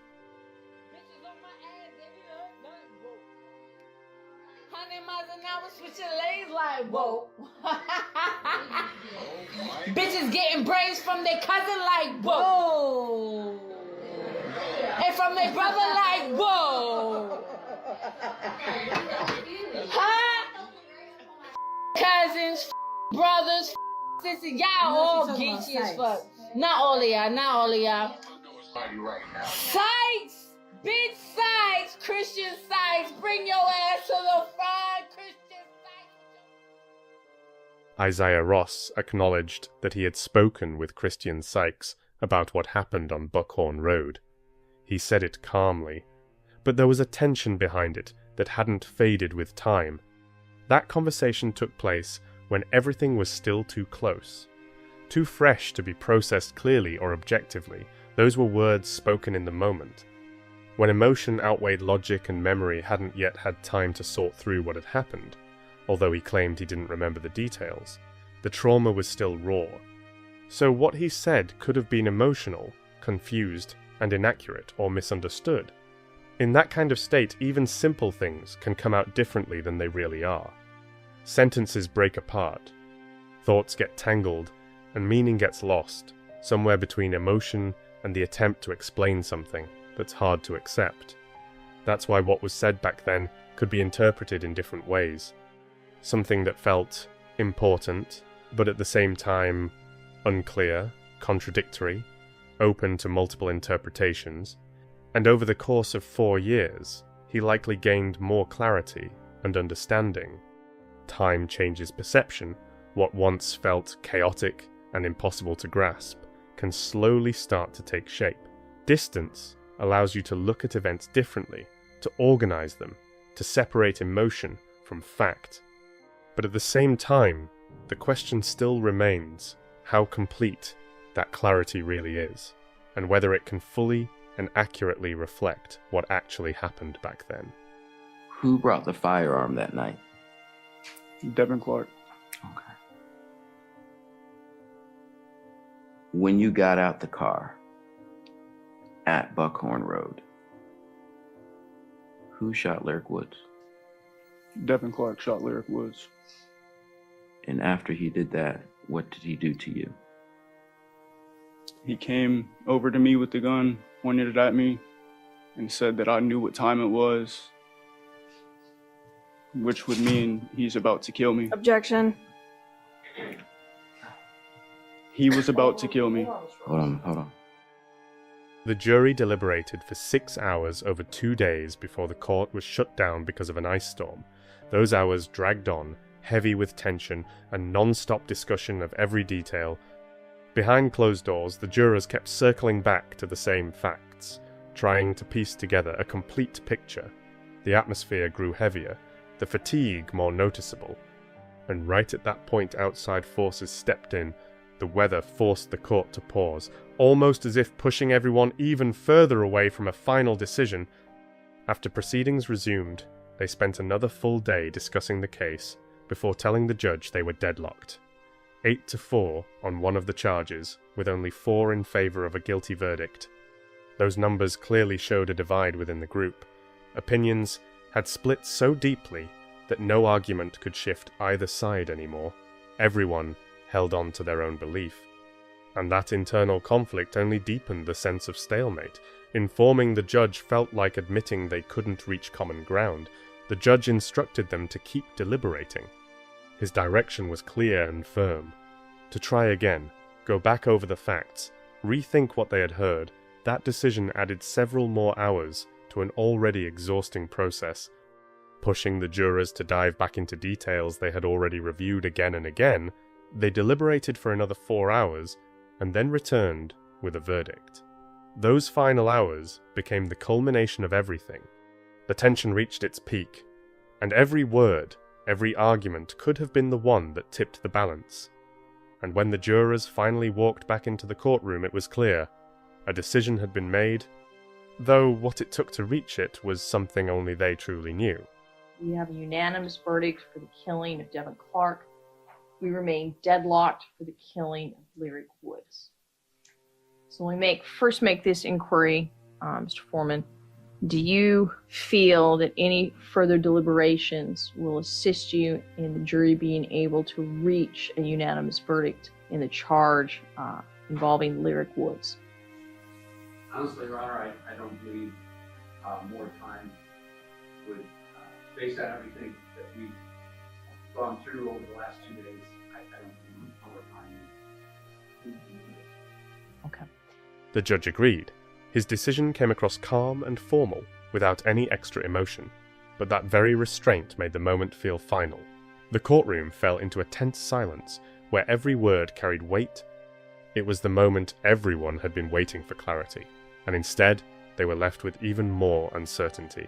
The jury was unable to reach a verdict on the murder of Lyric Woods, despite long deliberations, repeated attempts to find common ground, and careful review of all the evidence. They couldn't come to a unified decision. The disagreements remained, and they were strong enough to prevent any final verdict. This outcome reflected doubts that couldn't be resolved. Even after everything presented in court, a mistrial was declared on that charge, which in practical terms meant that one of the key questions remained unanswered. No final conclusion, no legal closure, just a pause that leaves room for what comes next. For some, it was a disappointment. For others, it was a sign that the story isn't over and could continue in the future. We, the jury, unanimously found the defendant, Isaiah Ross, to be guilty of second-degree murder of Devin Clark.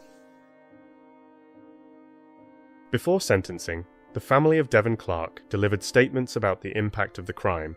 Their words were sincere and painful, without any embellishment.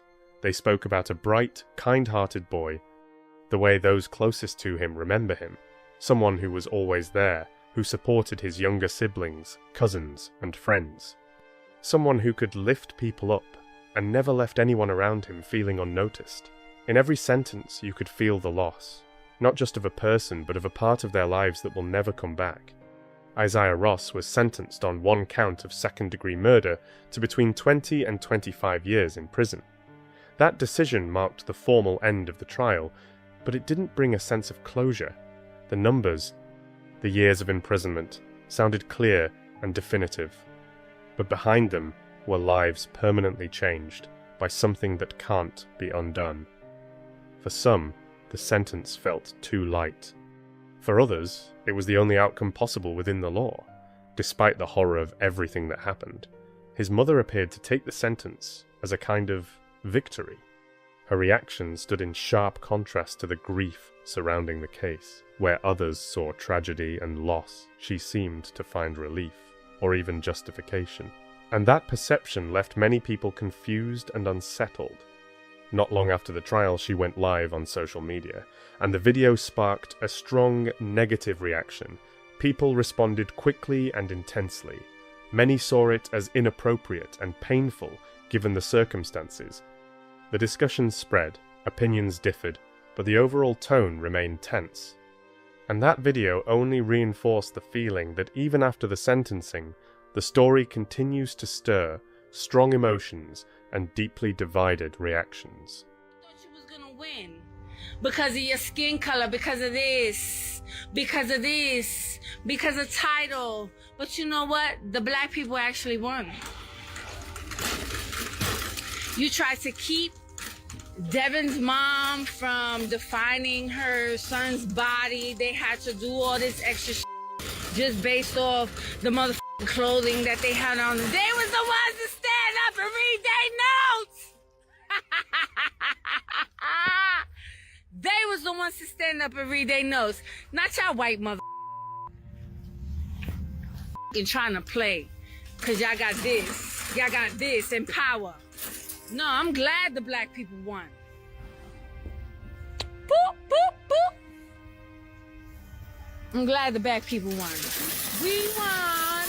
Y'all lost. Y'all lost. Y'all lost. The family of Lyric Woods left the courtroom in a state of deep confusion and complete emotional exhaustion. Their faces looked drained, their eyes distant.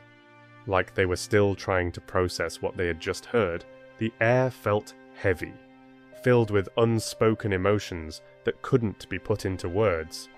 It was one of those moments where even being surrounded by people doesn't bring any comfort, and reality itself feels distant and impossible to accept. The prosecution kept the case open, with an administrative hearing on next steps scheduled for March 2026, which means this story isn't over yet. There are still decisions ahead, new phases that could change the course of the case. But at the same time, it also means the uncertainty continues, something that has already worn down everyone connected to this tragedy. For now, there's no word on whether there will be a retrial, a plea agreement, or if the charges could be dropped. And that uncertainty only adds to the tension. Without clear answers, the questions just keep building, and no one knows what the next move will be, which makes everything feel even more unsettling. The jury's decision left many people confused. For those who followed the case closely, it felt contradictory and hard to make sense of. Expectations were different, so the outcome brought not just surprise, but a deep sense of discomfort. 4 jurors were ready to find Isaiah Ross guilty of first-degree murder in the killing of Lyric Woods, and those same 4 likely agreed only to second-degree murder in the case of Devin Clark. Rejecting the claim of self-defense, but also not finding enough proof of premeditation for first degree, the verdict itself felt divided. Almost like even within the jury there was no full certainty. On one side there was a belief in intent. On the other, there were doubts that prevented a clear and unified conclusion. That contrast only highlights how complex the case really is, and how many contradictions remain unresolved. It's hard to understand what logic led to such a split decision. That question just hangs there without a clear answer, showing up in conversations, in thoughts, in repeated attempts to make sense of everything that was heard. But the deeper you look into the details, the more doubts seem to appear instead of clarity. Lyric's mother keeps her daughter's memory alive by filling the house with photos from happier times, showing her as she was in life, joyful, smiling, full of energy. Each photo captures a moment frozen in time, a smile, a look, an effortless sense of life. And in those images there is no tragedy, only the life she lived and the memories that have now become the only way to keep her close. She's so kind-hearted and tender-hearted and would do anything to help somebody else. And just reminds me of my reason to keep going. And I absolutely love seeing her face everywhere. Just gives me comfort. Even though I know I don't have her here, I love seeing her everywhere. This was the tragic story of Devin Clark and Lyric Woods. A story that began like so many others, quietly, almost unnoticed, with no clear signs that it would end this way. Names that not long ago meant nothing to outsiders suddenly became the center of attention, filled with pain, questions, and a kind of loss that's impossible to fully put into words. This is a story where every detail matters. Every step, every decision, every moment that at first seemed insignificant later takes on a completely different weight. And when you look at it all together, the picture becomes unsettlingly clear. Too clear to ignore. It's a story that leaves behind more questions than answers, a story that keeps pulling you back to the same moments again and again, trying to understand exactly where everything went wrong. June 29th. Just after 9 p.m, the car is pulled over on the shoulder near Highway 386. She steps out into the darkness and walks toward the trees. A few minutes later, only one person comes back to the car. At 10:20 p.m, the dashcam turns on again. There's only the driver inside. Trinity is no longer there. A few days later, she's found in the woods not far from the road. Gunshot wounds to the head and neck. The bullet travelled from top to bottom, which means she was lower, either sitting or crouching. Nearby, there's a 9mm shell casing and another round. Her phone is gone. Earlier that same day, just hours before, she got into that car on her own. She had turned off her location. She was texting, "I'm okay. I'm sorry." At that same time, Her father kept sending message after message, one after another, with no reply. Investigators start piecing together the route, pulling footage from cameras, call records, and dashcam data. They'd been together the entire day, talking about car theft, about attacks, about running away. But at some point, everything changes. During questioning, he says there was someone else with them, claims she went into the woods and never came back. The problem is, they find a gun in his car, and it's the same one that fired the shot. So what really happened in those minutes between 9:54 p.m. and 10:14 p.m.? And why was he the only one who came back out of the woods? 17-year-old Trinity Bostick wasn't the kind of teenager you'd expect to run away from home. But in the summer of 2024, that's exactly what she did. Her decision caught everyone off guard, both her friends and her family. With each passing day, concern started turning into panic. Her phone went offline, and for a while, it almost seemed like Trinity had disappeared into the new life she had been hoping for. But there was one person who knew about her secret plans, and unfortunately, he had plans of his own, far more dangerous. Just over an hour's drive northeast of Nashville sits the town of Lafayette in Macon County, Tennessee. The area is known for its winding trails in the local nature park, as well as the Red Barn, a well-known winery and vineyard. In the summer of 2024, Timothy Bostick was running an auto repair and body shop in Lafayette. He had a deep passion for classic cars, something he shared with his teenage daughter, 17-year-old Trinity Bostick. Trinity had just finished her junior year at Macon County High School and worked evenings and weekends alongside her father. On Saturday, June 29th, they spent the morning working together. That day, Trinity was welding and even earned praise from her dad. After lunch, he wanted her to start working on a classic pickup truck, but Trinity had other plans. She asked if she could instead finish some yard work at home. Her father agreed and gave her a ride back. When Timothy returned home later that day, around 4 p.m., his daughter's car was parked in its usual spot. Her keys were inside the house, but Trinity was nowhere to be found. He tried calling her, but there was no answer. At 4:03 p.m., he sent the first message. Pick up the phone. 2 minutes later. Hello? 3 minutes later. Hello? It was completely out of character for Trinity to leave without telling her father where she was going. She had said she was planning to take the branches they had already cleared from the yard out to the nearby woods and then come right back home. Her last message to her dad confirmed that. At 2:08 p.m., she texted, I'm home, love you. But just 2 hours later, she stopped responding. At 4:10 p.m., are you okay? At 4:13 p.m., hello? At 4:17 p.m., all right. I'm calling the police. And that's exactly what Timothy did. It was so unlike his daughter to just disappear and not stay in touch that he immediately contacted the local sheriff's office and reported her missing. A worried father, he kept sending messages. Where are you? Just let me know you're okay. At 5 p.m., he finally got a short reply from Trinity's phone. I'm okay, I'm sorry. The rest of his messages that evening, asking what she was doing, went unanswered. The next morning, after speaking with the sheriff's office, relatives, and friends, he texted his daughter, Call me. I'm worried about you. Everyone's worried about you. The Macon County Sheriff's Office determined that Trinity was a runaway. Before leaving home, the 17-year-old had told her friends she was walking away from everything and starting a new life.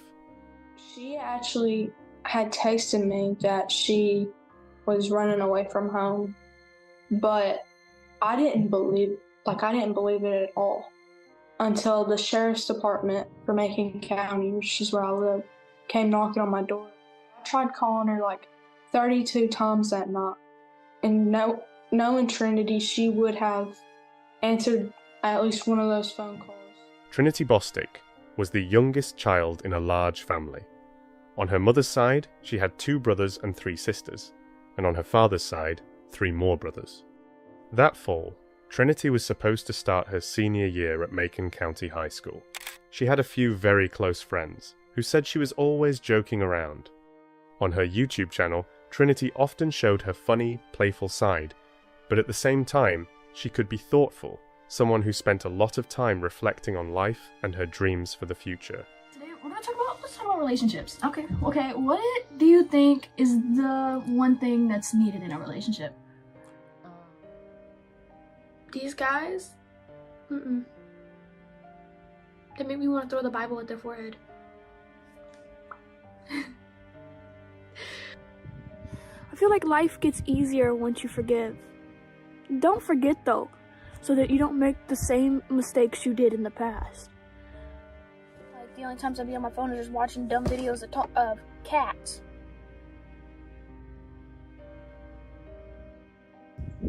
I just feel like if all of us learn to forgive, we would have happier lives. But it's getting really cold out here. Anywho, if you're a previous watcher, thank you for joining back. If you're new, please like and subscribe. Alright, bye guys. Trinity would talk about her plans for the future. She told her family she wanted to join the military and go on to study law. Those goals were completely within reach. She was smart, and like her father, she had a strong work ethic. And today I would like to talk about how to save money as a teen. You're asking, why? Why are you putting this out here? Because I want to help you build the best version of you while I'm building the best version of myself. Look, I'm not the smartest with my money, but I have learned this from my amazing father who has taught me a lot. So I want to spread that with you guys.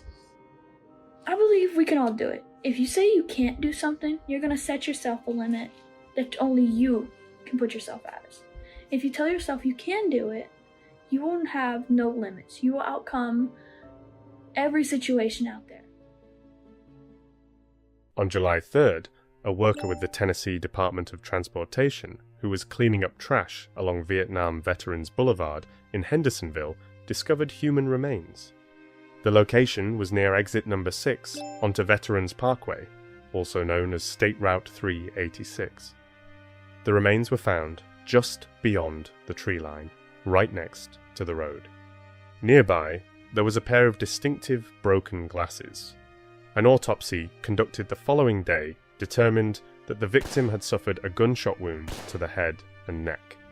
Identification wasn't confirmed until the next day, and it was Trinity Bostic. She was found wearing grey sweatpants that had slipped slightly below her waist, exposing part of her abdomen, along with a green tank top. The scene indicated that the killing had taken place right there in the woods. Her body had not been moved. On the ground, investigators found 2 9mm rounds, 1 spent casing and 1 live round. The casing was located about 60 centimeters from Trinity. Investigators believed the live round marked where the shooter had been standing. Whether it had fallen accidentally or resulted from a weapon malfunction was unclear. The fatal shot traveled from top to bottom, indicating the shooter was standing while Trinity was either crouching or sitting in the position she was found in. At the scene, they also found a t-shirt hanging on a tree. It belonged to Trinity and could be seen on her in one of her videos where she was doing her hair and makeup. If you're a new viewer, please like and subscribe. If you're a reoccurring one, thank you for joining back. Anywho, bye. Trinity's phone was gone.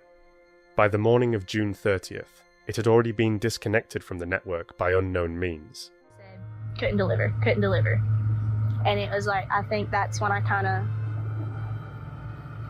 knew that something had happened. Felt like my world fell apart. It doesn't feel real at all. It's just very hard. For someone who was so loving and caring, that was undeserved. Even though Trinity's phone was missing, investigators were still able to obtain data from her mobile carrier. They began reconstructing her movements during the second half of the day on June 29th, when she disappeared. What they uncovered pointed to a secret plan, a hidden relationship, and a teenager so caught up in it that she was willing to leave behind a loving, supportive family for what she believed was young love. The plan itself was simple: run away together. They were going to steal a car, commit robberies to get money, and disappear to start a new life. 17-year-old Fernando Perez Mejia, also a student at Macon County High School, picked Trinity up in his car that day, and they drove off together.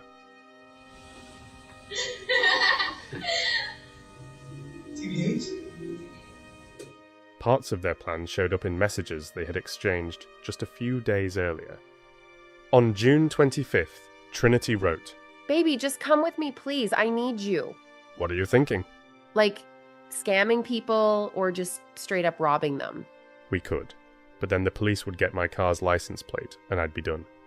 Unless we steal another car, take mine back home, and then leave in the stolen one. That sounds a lot smarter. We could swap out the plates somewhere along the way because I'm leaving in a few days. I'm going to Alabama. 2 days later, the conversation picked back up. "You do realize we're going to have to take the car at night." Yeah, I know. 2 days later, once the details had already been worked out, Fernando texted to confirm if they were really going through with it. It was the afternoon of the 29th, and he wanted to know whether he should pick Trinity up near the church not far from her house. "Hey, are you ready?" Give me a couple minutes. I'm not home yet. Trinity texted. "Should I head to the church or meet you somewhere else?" Be at the church. About 3 hours later, her father reported her missing. The teenagers' fantasy plan wasn't the only thing revealed in their messages. It was clear they were also in a physical relationship. On June 20th, Trinity wrote, By the way, I'm not pregnant after that time, just so you know. "Okay, that's good, ML," he replied. According to her family, after they started dating at 15, Trinity ended the relationship with Fernando 2 years later. She told her father they were no longer together because he had cheated on her. She also confided in her sister about his behavior, including incidents that involved violence. Her family did not approve of Fernando. How do you reply to the I miss you text? So you wake up, right? You wake up, you look on your phone, and you have a text from a guy who hurt you in the past, and he says he misses you. But at the time, he didn't miss you, you know? Because he had a whole other distraction. So how do we respond with that?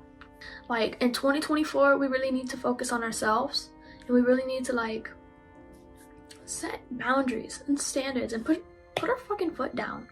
That's what we need to do, is stomp on the ground with our foot. Detectives went to Fernando's home in Hendersonville. They had a warrant to search both his house and his car. At first, Fernando tried to downplay his connection to Trinity. He claimed he hadn't seen or spoken to her in years.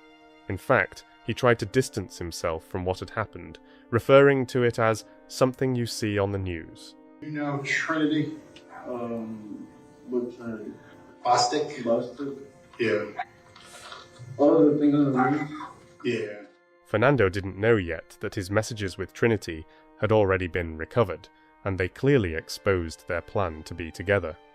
The phone data didn't just include texts, it also showed locations and tracked their movements on the day she disappeared.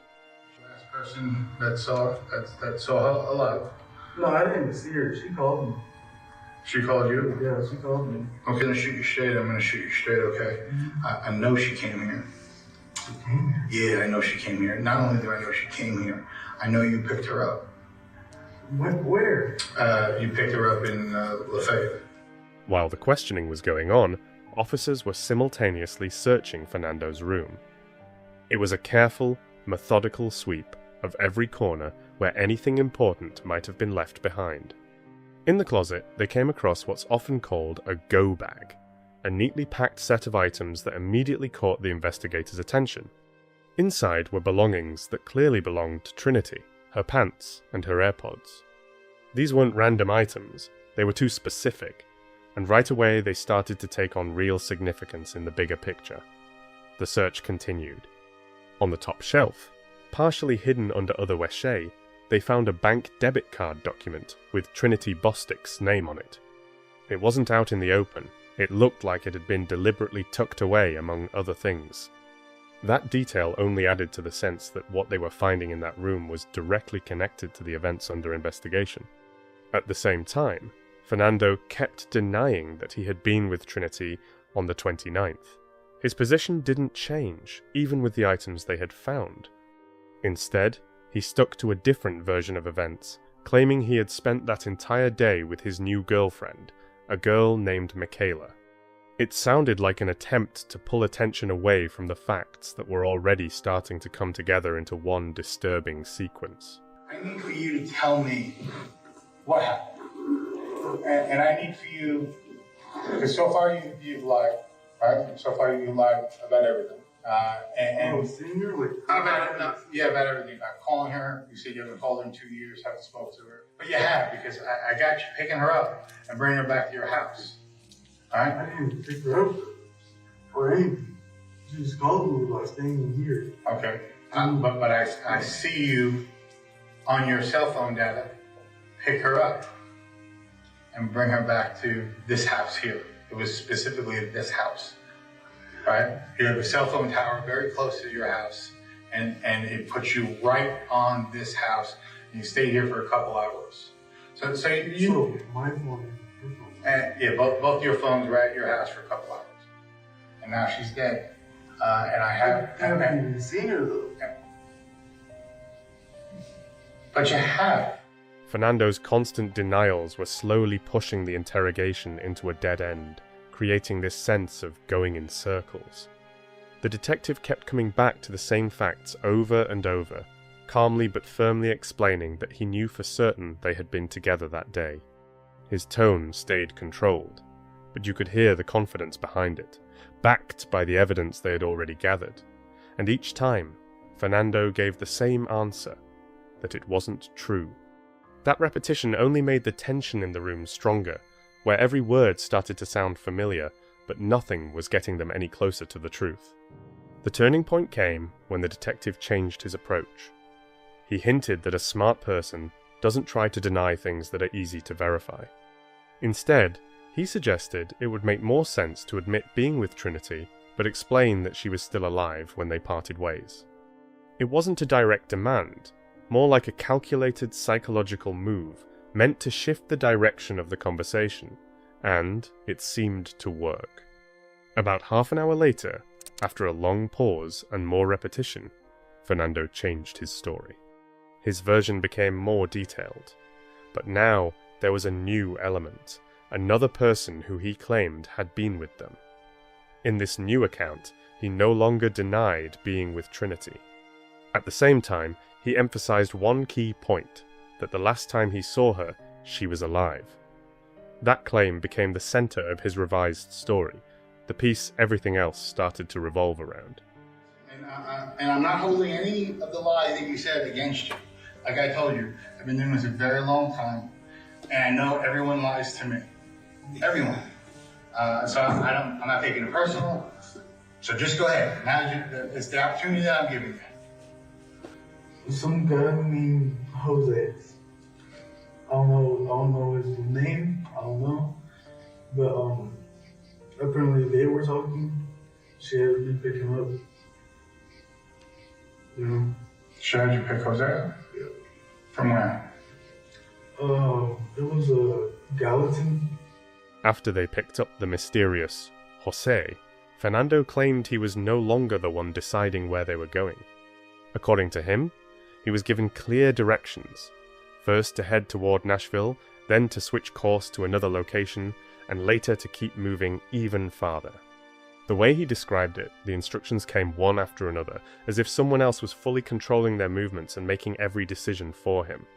In this version of events, they spent several hours continuously driving across Tennessee.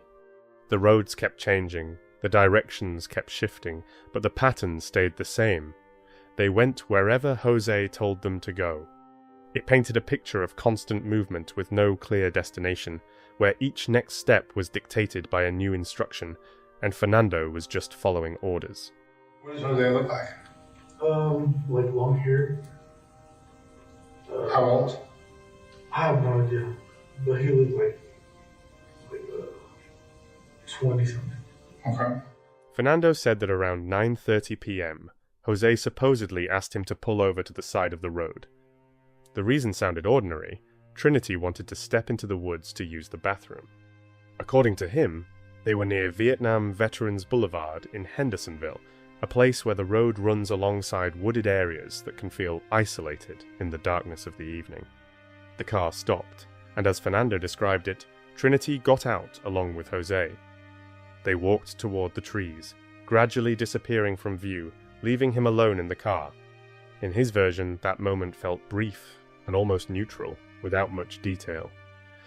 But then, he said, the situation changed. Only Jose came back out of the woods. Trinity wasn't with him anymore. And that's where his story started to center on that exact moment, leaving more questions than answers. I thought you left it. So like, bro, are you not gonna go back for her? And he's like, no. I'm like, why? Isn't that your girl? He said, this is my girl, but like. I will tell you, because I'm honest, I will tell you that I do not believe a word about Jose. Is that it? You want to add anything to it? While Fernando was laying out his version of events, police were simultaneously searching his car. This wasn't just a routine check. It was a focused, detailed inspection of every part of the vehicle. Under the driver's seat, carefully wrapped in a t-shirt, they found a handgun. That discovery immediately became critical. According to forensic experts, it was this exact weapon that fired the shot. The shell casing found at the scene near Veterans Boulevard was a full match. That kind of match doesn't leave room for coincidence, and it quickly became a key piece of evidence. Investigators also gained access to the dashcam installed in the car. The device didn't record continuously, it only activated during impacts, sudden movements, or when the car hit bumps in the road. Because of that, the footage came in fragments, like short clips that, when put together, slowly reconstructed their route and what was happening inside the car. Each piece added another layer to the overall picture, which had to be assembled step by step. On June 29th, around 2:30 p.m., the camera captured Fernando behind the wheel, with Trinity in the passenger seat. She was focused on her phone, her movements deliberate and steady. It was at that moment investigators determined that she was turning off her location services. She was intentionally changing her settings so her location couldn't be tracked through Find My iPhone. It looked like a clear attempt to disappear from the digital map, to leave fewer traces, and make it harder for anyone to figure out where she was going next. Can I turn off Find My iPhone?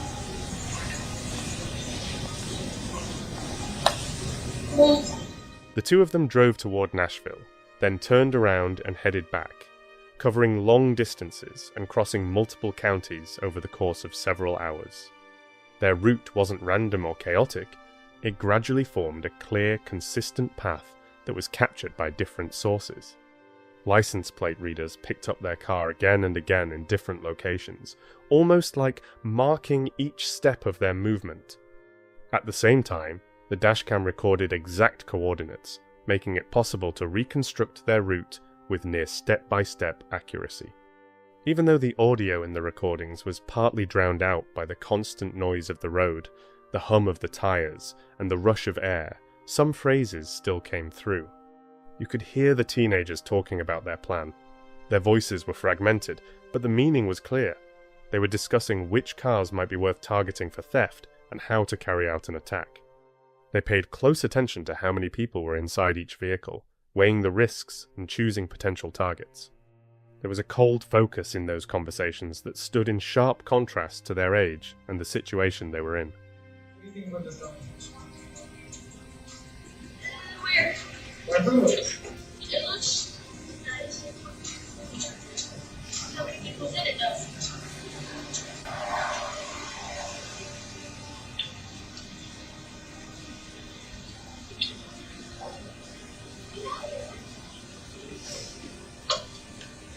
What must do typically?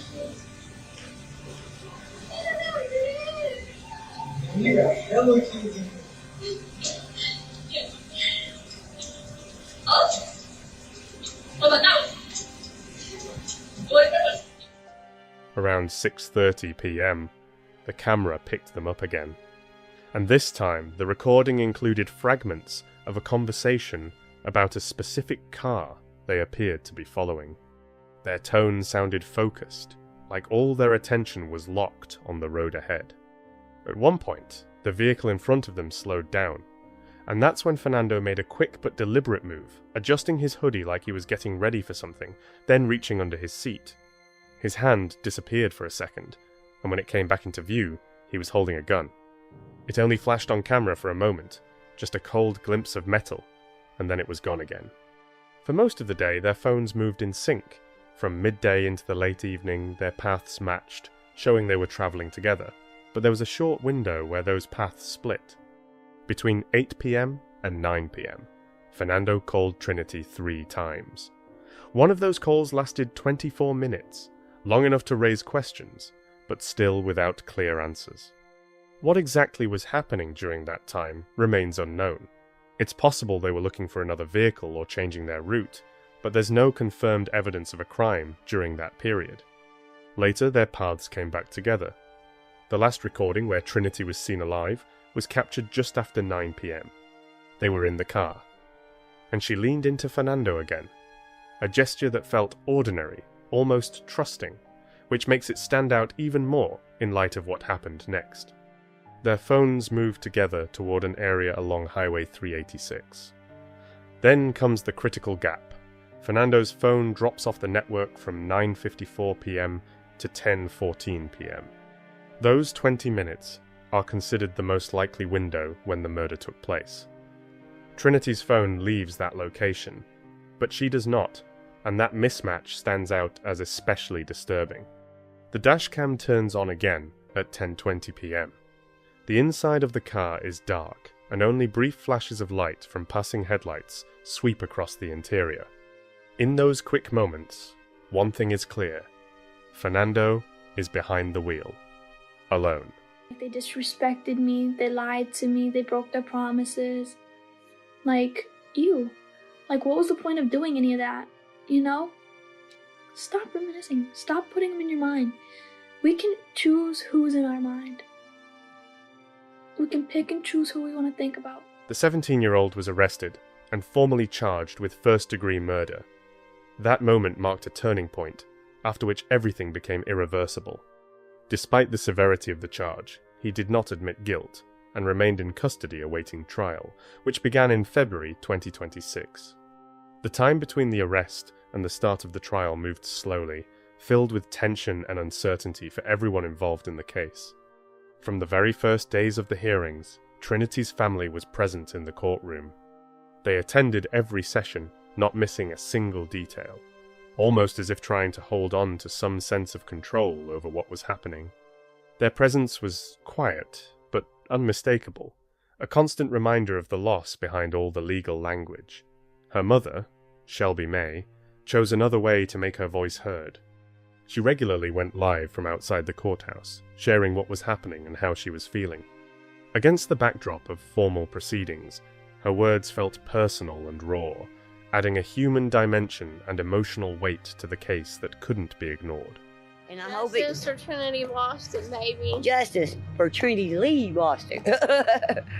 Ain't that right? Forever 17, but always an angel, baby. Amen. The opening statements in this case were brief and to the point, without unnecessary detours or emotional emphasis. From the very first minutes, it was clear that the amount of evidence against Fernando Mejia was substantial and systematic. This wasn't about isolated assumptions, it was a collection of concrete materials that formed a coherent picture. Among them were text messages documenting his actions and contacts, dashcam footage that captured parts of what happened, and key physical evidence, including a shell casing match and the murder weapon found directly in his car. Taken together, it created a chain where each piece reinforced the others.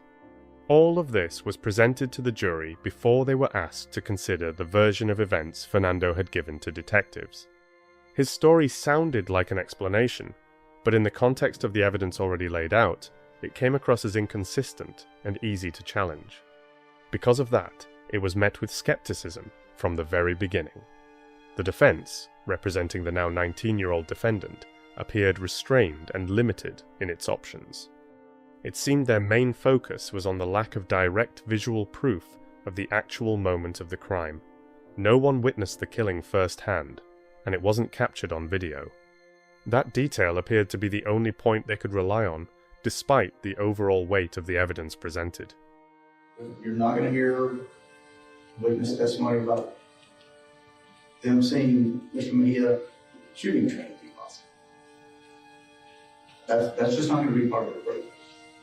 You're going to be asked to make some assumptions based on the evidence that they are going to show. The version of the crime presented by the prosecution was partly based on Fernando's own story about the mysterious Jose. It sounded like an attempt to explain what happened, but within the case materials, it had no real support. There was no evidence that Trinity had any connection to another man, and no testimony or data suggesting that anyone else was in the car that night. In the end, Jose remained nothing more than a claim without factual backing. What investigators did have, though, were much more concrete details. It was established that Fernando pulled over to the side of the road, allowing Trinity to step into the woods to find some privacy. On the surface, it seemed routine, nothing suspicious, but according to prosecutors, that moment became the turning point. They argued that Fernando followed her into the woods, already carrying the weapon. From there, in their reconstruction, he got close enough and fired from above, at a moment when she was most vulnerable and not expecting any danger. It's likely she didn't even realize what was happening and had no reason to suspect his intentions. After the timeline was laid out, the floor was given to the family. Trinity's father, Timothy Bostic, and her sister, Tassa, delivered emotional but composed statements. They spoke about their last conversations with her, recalling details that now carried an entirely different weight. Their words were quiet, but the sense of loss and pain behind them was unmistakable. My apologies, Your Honor. It's okay. These were her glasses, Trinity's glasses. Both Timothy and Tassa were familiar with the name Fernando Mejia. It wasn't new to them. It had come up before in conversations or mentions connected to Trinity's life. But that familiarity was per verk neviu. It didn't raise any concern because they believed that chapter had already been left in the past. What they didn't realize was that Fernando was still part of Trinity's life, that their connection hadn't ended, it had just continued outside of their view. That detail would later take on much greater meaning, because it changed how everything was understood and added a disturbing undertone to the situation. What once seemed like a closed chapter turned out to be a hidden part of her reality. She kissed me on the cheek, I kissed her on the head, and she said, I love you. I said, I love you too. I'll see you in a little bit. I'm not going to work all day. She went into the house, and I stayed there a little while longer and closed everything up, and I went home, and her car was there, the keys were there, wallet, all that was there. So on June 29th of 2024, did you have any idea that she was with Mr. Mejia? I had no clue what was going on. During the trial, Fernando mostly appeared outwardly calm. His face showed little to no emotion, and his behavior came across as controlled and steady, almost like what was happening around him didn't affect him directly. At times, he even seemed relaxed, and that slight ease stood in sharp contrast to the tense atmosphere in the courtroom. There were moments when it almost felt like he was in a good mood, which only made the contrast stronger between the seriousness of the charges and the way he carried himself. It was especially noticeable during the parts of the trial when the most difficult evidence was being presented. The courtroom would fall into a heavy silence, filled with tension, and while people's reactions were restrained, you could still feel the weight of it. Against that backdrop, his lack of visible anxiety or any sign of remorse stood out even more. That emotional distance didn't go unnoticed. It was observed both by those present in the courtroom and by the parties involved in the case. Alongside everything else, that kind of behavior added another layer to the overall impression, one that was hard to ignore. I saw a picture of my daughter dead in a field. I didn't see her face, but I saw her legs, I saw her shoes, I saw her arms. And I looked over there at that guy in court. He was smiling. And I'm supposed to forgive that? I don't think so. Fernando's apparent indifference to what had happened was reinforced by other confirmed details about his behaviour afterward. Those actions stood out even more against the severity of the crime. It was established that right after Trinity was left in the woods, he didn't go straight home. Instead, he stopped at a Taco Bell and casually ordered a frozen drink. On its own, it sounds like an ordinary detail, but in this context, it created a sharp contrast between the gravity of the situation and his behaviour, which showed no visible signs of distress or remorse. A few days later, something similar happened in a different setting. While in a drive-thru, this time getting fried chicken with Michaela, he received the news that Trinity's body had been found and officially identified.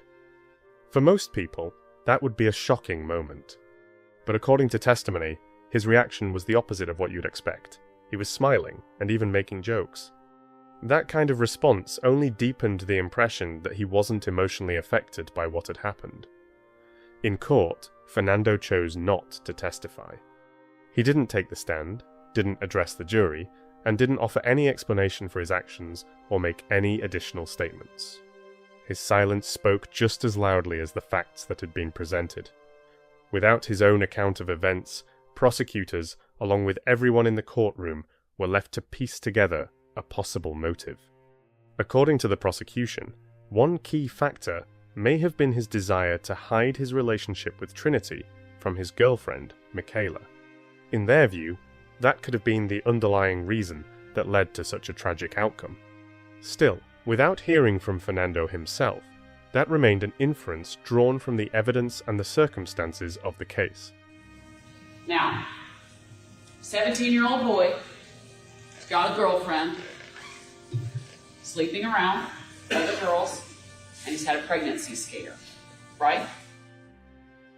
Now, the general wants you to think that this earlier text about a pregnancy scare may have somehow, some way started these two on this path where Miss Bostic ended up dead. When I watch these videos, I don't see it. It doesn't add up, because by June the 29th of 2024, that's not an issue. There is no pregnancy. There's nothing to be concerned about. She's already said, I'm not pregnant by the way. So the state is trying to give you a reason why this happened, to show premeditation. If they're going to hang their hat on that, I submit to you they haven't done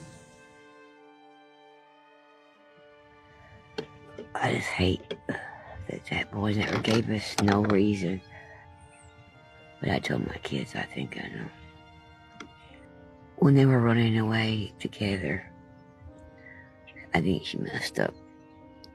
When she told that boy that she added his girlfriend on Snapchat. He had a girlfriend. And I believe that boy got to thinking, I messed up. I gotta fix it. I gotta eliminate her before my girlfriend finds out about Trinity. Now, I think that was his reason. He never said it, but I think it was. The testimony phase didn't last long, just a few days, but each one was filled with tension and focus. The trial moved quickly, without unnecessary delays, as if everyone involved understood the weight of every word and every piece of evidence. The atmosphere in the courtroom remained controlled, but you could clearly feel the tension, because each statement mattered in shaping the final outcome. The defense, somewhat unexpectedly, did not call a single witness. That decision stood out and only reinforced the direction the trial was taking, where the momentum stayed firmly with the prosecution. The absence of defense witnesses created a kind of silence where you would normally expect alternative explanations or attempts to challenge the evidence. And in that silence, the one-sided nature of what had been presented became even more apparent, along with the sense that everything was steadily moving toward an inevitable conclusion. He introduced the gun into this situation, not her. You look at those videos, she's along for the ride. She's in over her head. She made some mistakes. The biggest mistake she ever made was getting involved with that man. He is guilty, ladies and gentlemen, of what he is charged with. The state of Tennessee would ask you to find him guilty. Thank you. After the jury left the courtroom and went into deliberations, a heavy silence settled over the room. Every minute of waiting felt longer than it really was. But the decision came back incredibly fast. It took them just 25 minutes to reach a unanimous verdict. The outcome was delivered clearly, without hesitation, guilty of first-degree murder.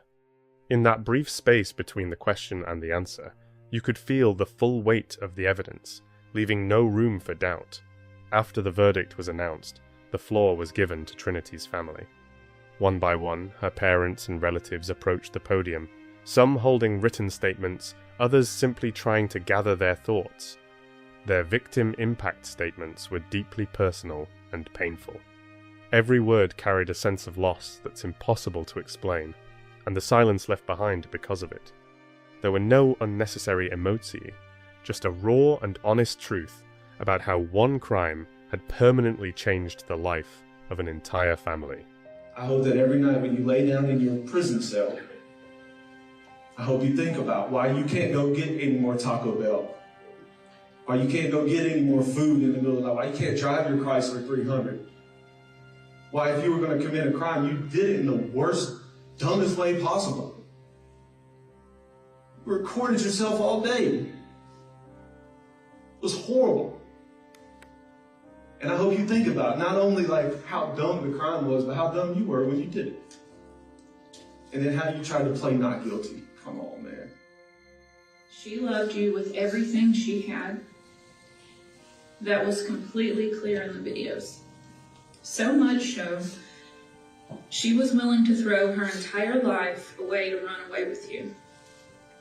She offered to pay for your food and take care of you. And how did you repay her for her good intentions? Her dreams of joining the army, her dreams of becoming an attorney, gone in an instant. Trinity was beautiful and vivacious. She was sweet and one of the best people I've ever known.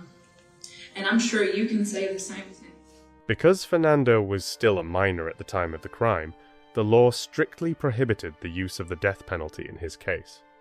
That limitation became a key factor during sentencing and defined the range of punishment the court could impose. At the same time, the severity of the crime left no room for leniency or lighter options. Despite his age, Fernando was tried as an adult. That meant his actions were not viewed through the lens of teenage inexperience, but as a deliberate and serious crime requiring the harshest possible judgment. The atmosphere in the courtroom was tense, because the decision would determine his future for decades to come. In the end, the court handed down a final sentence of life imprisonment. That outcome effectively closed off any chance of returning to a normal life, leaving his future confined within the walls of a correctional facility. Probably last time we're gonna go tonight, I'm mighty tired. Mighty tired. I've been here this week waiting for justice, and we got it. But there's one more person I want to talk to. Come on, Tasha, let's go talk. Trinity Lee, he's been sentenced to hell for the rest of his life. We got justice for you, little girl. Let's talk about life. People tend to hate other people so much. And it's like, dude, our lifespans are so short. Tell me why we continue to hate one another, you know? Life is way too short for all this. Like, I don't understand it. Like,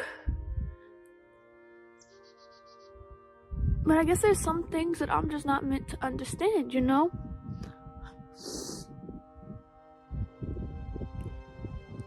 people who have seen like their loved ones die before them, and it's like, man, they're really strong. Like, how can you do that? Like, how does one see their loved ones die and still push forward?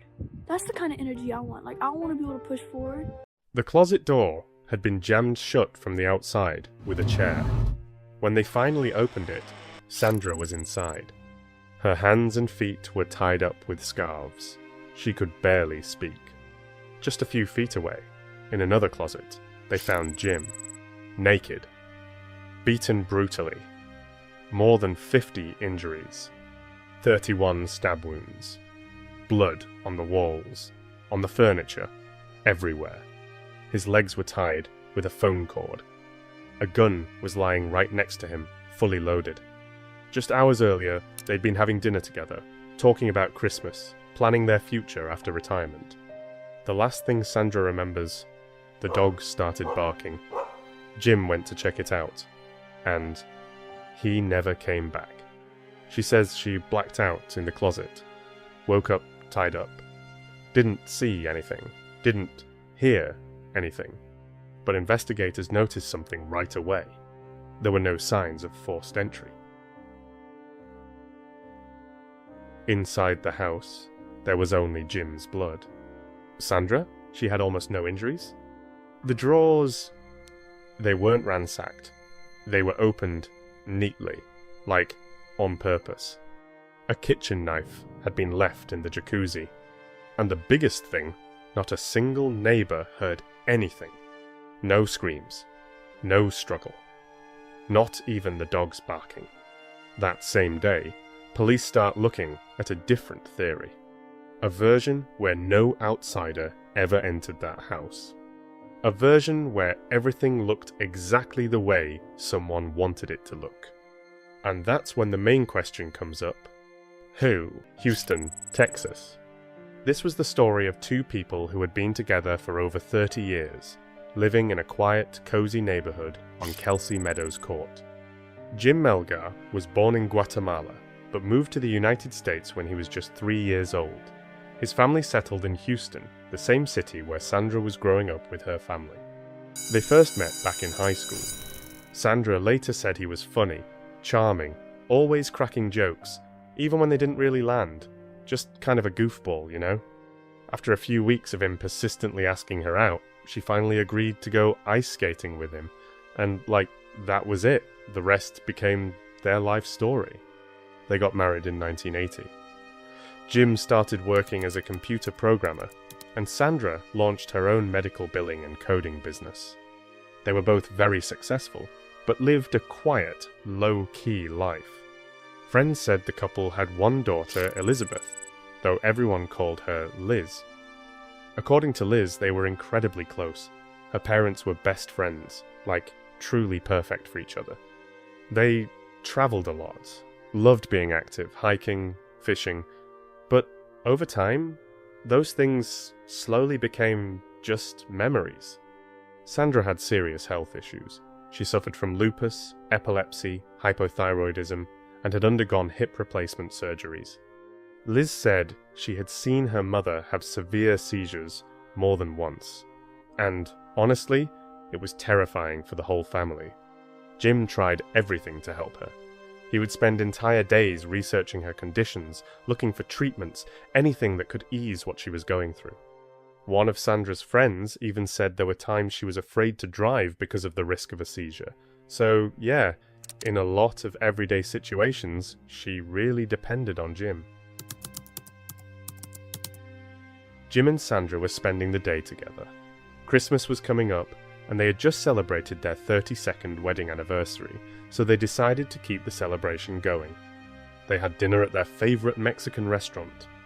Around 9:30 that night, Jim stopped by CVS and picked up some drink mixes. When they got back home, they made drinks, grabbed some snacks, and spent a little time in the jacuzzi in their bathroom.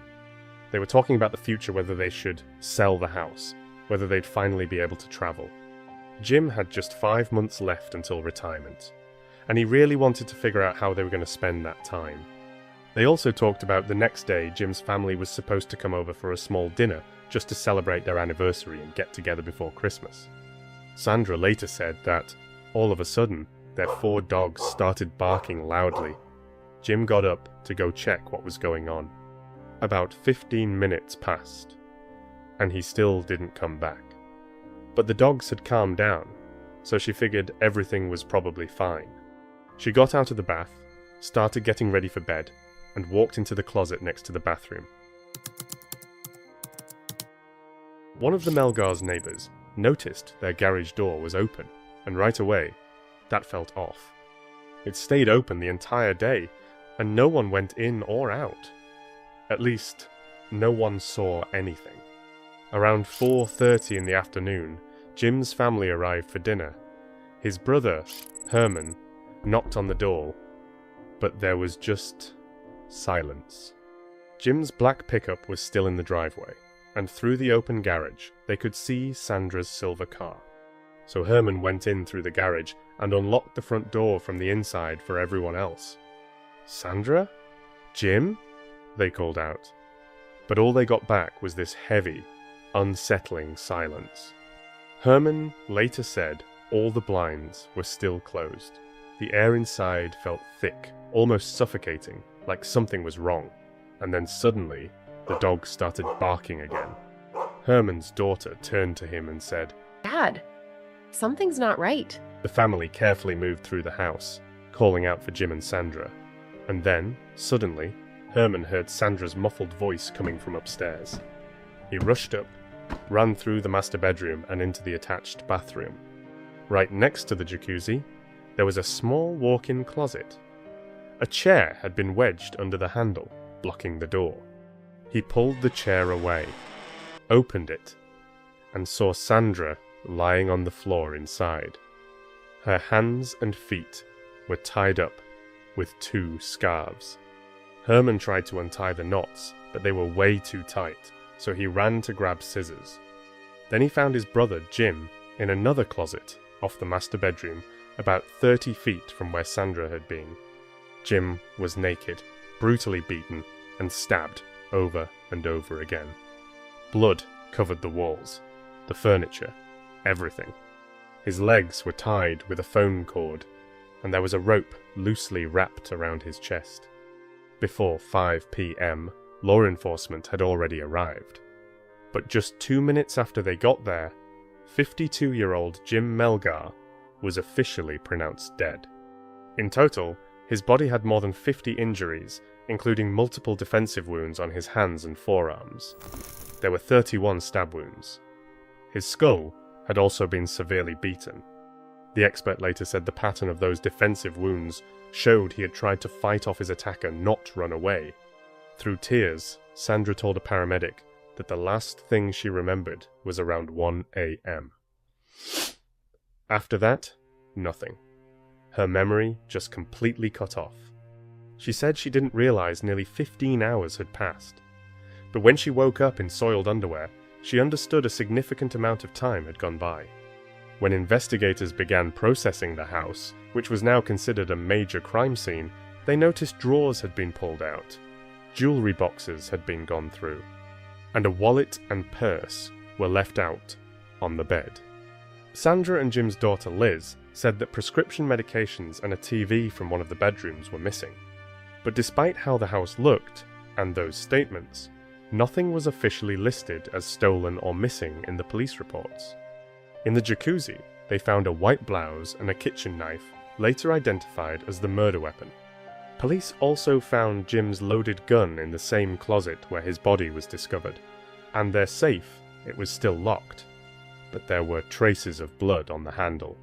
Sandra complained about a severe headache and pain all over her body like she had just had a seizure. She said the feeling was very familiar to her. She was examined, but there were no signs of any head trauma, no significant scratches or injuries on her arms or hands either. And to investigators, that felt off, especially considering how tightly she had been tied up and how long she might have been like that. Bizarre murder has a Northwest Harris County neighborhood on edge this Christmas Eve. A couple celebrating a wedding anniversary found tied up in separate closets. The husband had been stabbed to death. Tonight, investigators have plenty of questions about this. And it happened, as we see on this map, at a home on Kelsey Meadows Court and Village Terrace. And that's where Local 2's Andy Sirota is joining us live with the latest on this story. Andy? Bill, residents in this quiet community still baffled over a bizarre mystery involving two of their neighbors. Like police, they too have so many questions. We're just trying to get a statement. Sandra Melgar sought comfort today in the arms of a friend in the wake of her husband's bizarre murder. She was unable to speak from the back seat of this car where we saw her wrapped in a blanket laying down, still in shock after her 52-year-old husband was found dead and tied up in a closet.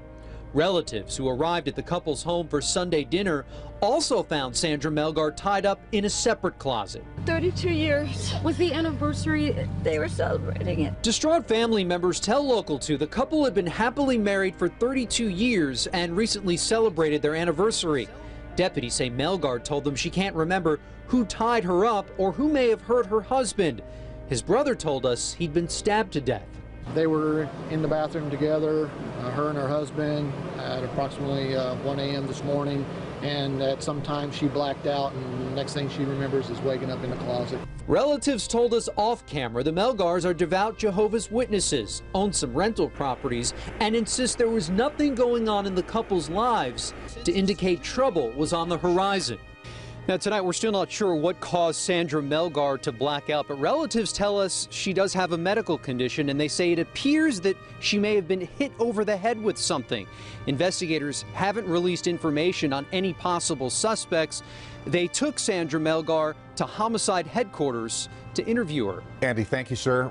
Relatives got to the Melgar house yesterday. They said they noticed that the garage door was open. Investigators haven't said anything yet about any possible signs of forced entry or about whether the couple's home had possibly been ransacked or if anything was missing. Sandra was taken to the hospital for further evaluation, but she was discharged pretty quickly. After that, she was brought to the Harris County Sheriff's Office to answer a few questions. The scene itself looked really strange, and police started to suspect that something in Sandra's version of events just didn't add up. I need to do a statement from you, okay? That's why we're here. And I have a little recorder and do a little statement and get some questions from you. Answer. She said she had absolutely no idea what happened after she got out of the jacuzzi, and that she couldn't remember anything. She also made it clear she didn't see or hear anything that could explain what happened to Jim. Like, she didn't even know he had been killed. And did you immediately get into the jacuzzi at that time when you got home? We made drinks and went straight to the jacuzzi. He got out once to go get ice and then came back. And then said he was going to move the dogs because they were barking too much.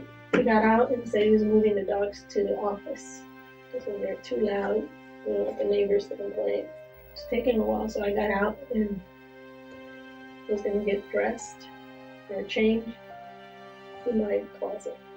And I went in there and I started to change. And that's all I remember until I woke up. And I remember I woke up and I thought I had had a seizure because my muscles hurt in my head. It was just hurting real bad. Several hours later, I woke up and realized I was tied up. That's all I remember. That's it. I mean, I would tell you more if I remembered more. I just don't.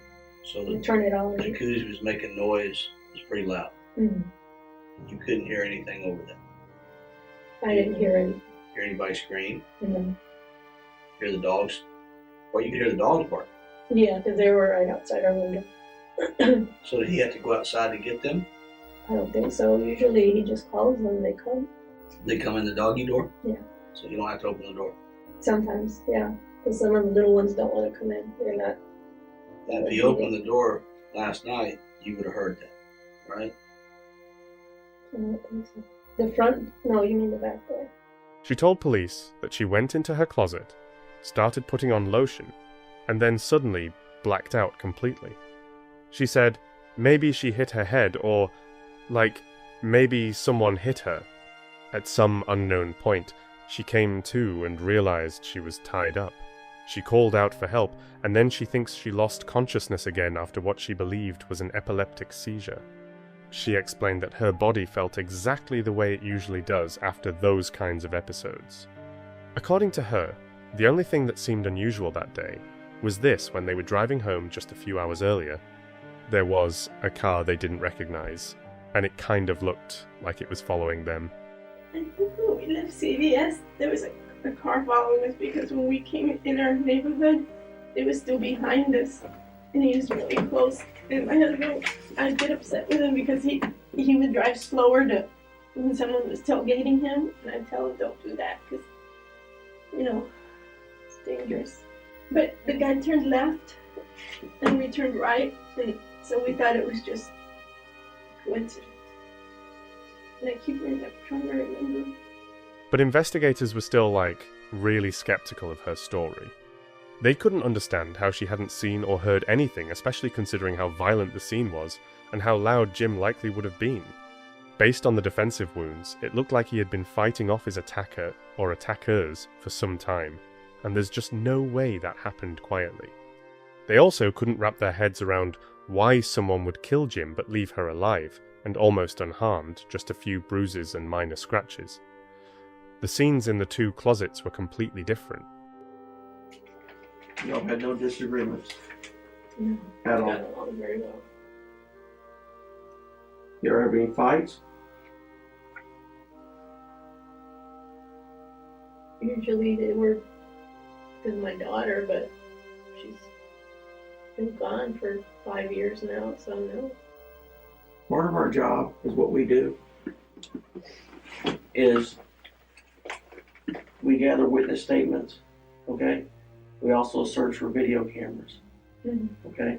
And a couple of your neighbors had video cameras and wanted to get your house pretty well, okay? Your front door was locked, your back door was locked. Nobody came in through the garage, okay? We work hundreds and hundreds of murders. Sometimes we work cold-blooded killers that just on the street that would just kill somebody for nothing. Then sometimes we work murders that you're in an argument and something happens. Okay, there's two different types of people. At one point, Sandra said that, considering the direction of the questions, she might need to speak with a lawyer, but the questioning kept going. Because if you argue with somebody and you lose it, your temper and an argument happens. That's not what happened. That's not what happened. And I think I'm going to stop talking now because I think I'm going to need a lawyer because I know how this works. I hurt all over and my head hurts. How often do you have seizures like that? I'm not able to drive anymore. How frequent? At least once a month, maybe. When was the last time you had one of those before today?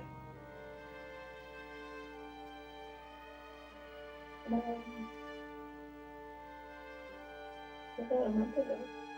None of the neighbours reported hearing any kind of commotion, not even the dogs barking. For them, nothing seemed out of the ordinary. One neighbour was actually working in his garage until about 1 in the morning, and he said he didn't hear or see anything suspicious, not near the house, not on the street, nowhere. No noise, no cars, no barking, nothing. He was honestly surprised that a robbery could have happened right under his nose, especially since, in his own opinion, he would have been the more likely target. Honestly, if anyone was going to get robbed, it probably would have been me. My garage door was wide open, I was out there by myself, just working on stuff. If someone came to rob a place, they'd probably think, hey, look at this guy. Let's go in there, tie him up and take all his stuff. Police noted there were no signs of forced entry. The drawers inside looked like they had been carefully pulled out, emptied, and arranged around not the way things usually look during a rushed search for valuables. They also found it strange that the murder weapon had been left at the scene in the jacuzzi, and on top of that, it was a knife from the Melgar's own kitchen. Investigators also suggested that the chair wedged under the door could have been set up from the inside, like using something like a bath mat or even a pillowcase. Another thing that stood out, Neither Jim nor Sandra had ligature marks, the kind of marks you'd normally expect when someone's been tied up. That led them to believe Jim may have been tied up after his death, not before. Even though Liz and Sandra both said some items were missing, the overall conclusion from investigators and experts was that the evidence didn't match the story that had been told. It didn't line up with a robbery, and, it suggested the scene might have been staged possibly by Sandra, so they asked if she'd be willing to take a voluntary polygraph test. She refused, said she was extremely cold, shaking, and worried that it could affect the results. I'm not trying to cause you trouble or cause you pain. But we have a procedure. Are you familiar with a polygraph exam? Mm-hmm. We have a person that's going to come here. He's probably here I can't now. do it now. I'm just a nervous wreck right now. Okay, well let me I explain. just can't do Let it me now. explain this. And I'd rather talk to a lawyer about it because I already feel like, I know where this is going. Okay, well I want you to understand. Now I understand that you're upset. I understand that you've been through a lot. This person that does this is a professional and is able to filter for that. And I want you to meet with him and talk to him, no matter if you take the exam or not. We're not trying to pin something on you. We're not trying to get you to say that you've done something that you haven't done. I'm asking you to also, try to dig deep. I understand that you said that you were struck and that you went unconscious. I understand that. But I'm asking you to really dig deep because, you were there. I don't think I went unconscious. Okay. I mean, I think having a seizure is different from going. It's the same. I understand. It's the same. You said that when you've had those experiences that you forget things, and we understand that. But, and I'm not a doctor, but I'm asking you, of course, for you and for us, for your husband's sake, if you can dig down and try to remember anything.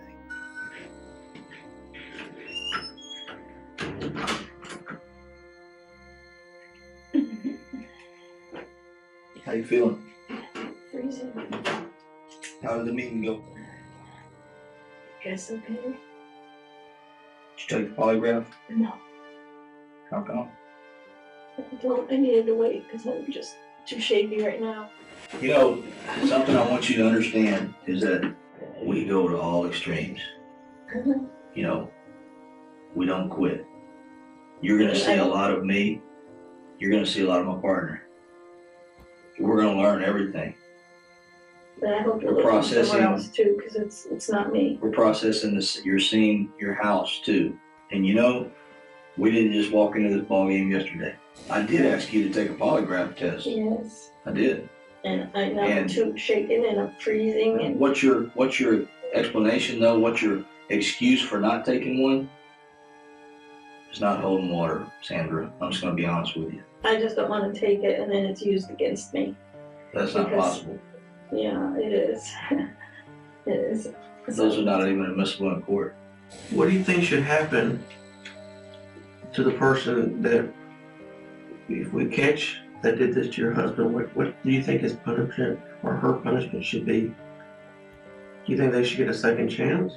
No. What do you think should happen to him or her? You should go to prison. Isn't that what they normally do? They go to prison. Do you love your husband? Yes, I love my husband. Do you care about him? Yes.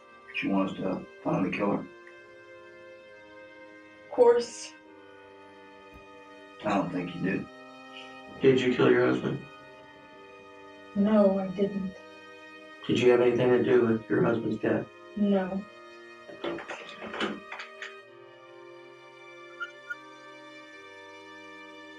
Detectives had already put together their own version of what happened that night, and on December 24th, they went to the Harris County District Attorney's Office, asking to file a murder charge against Sandra Melgar.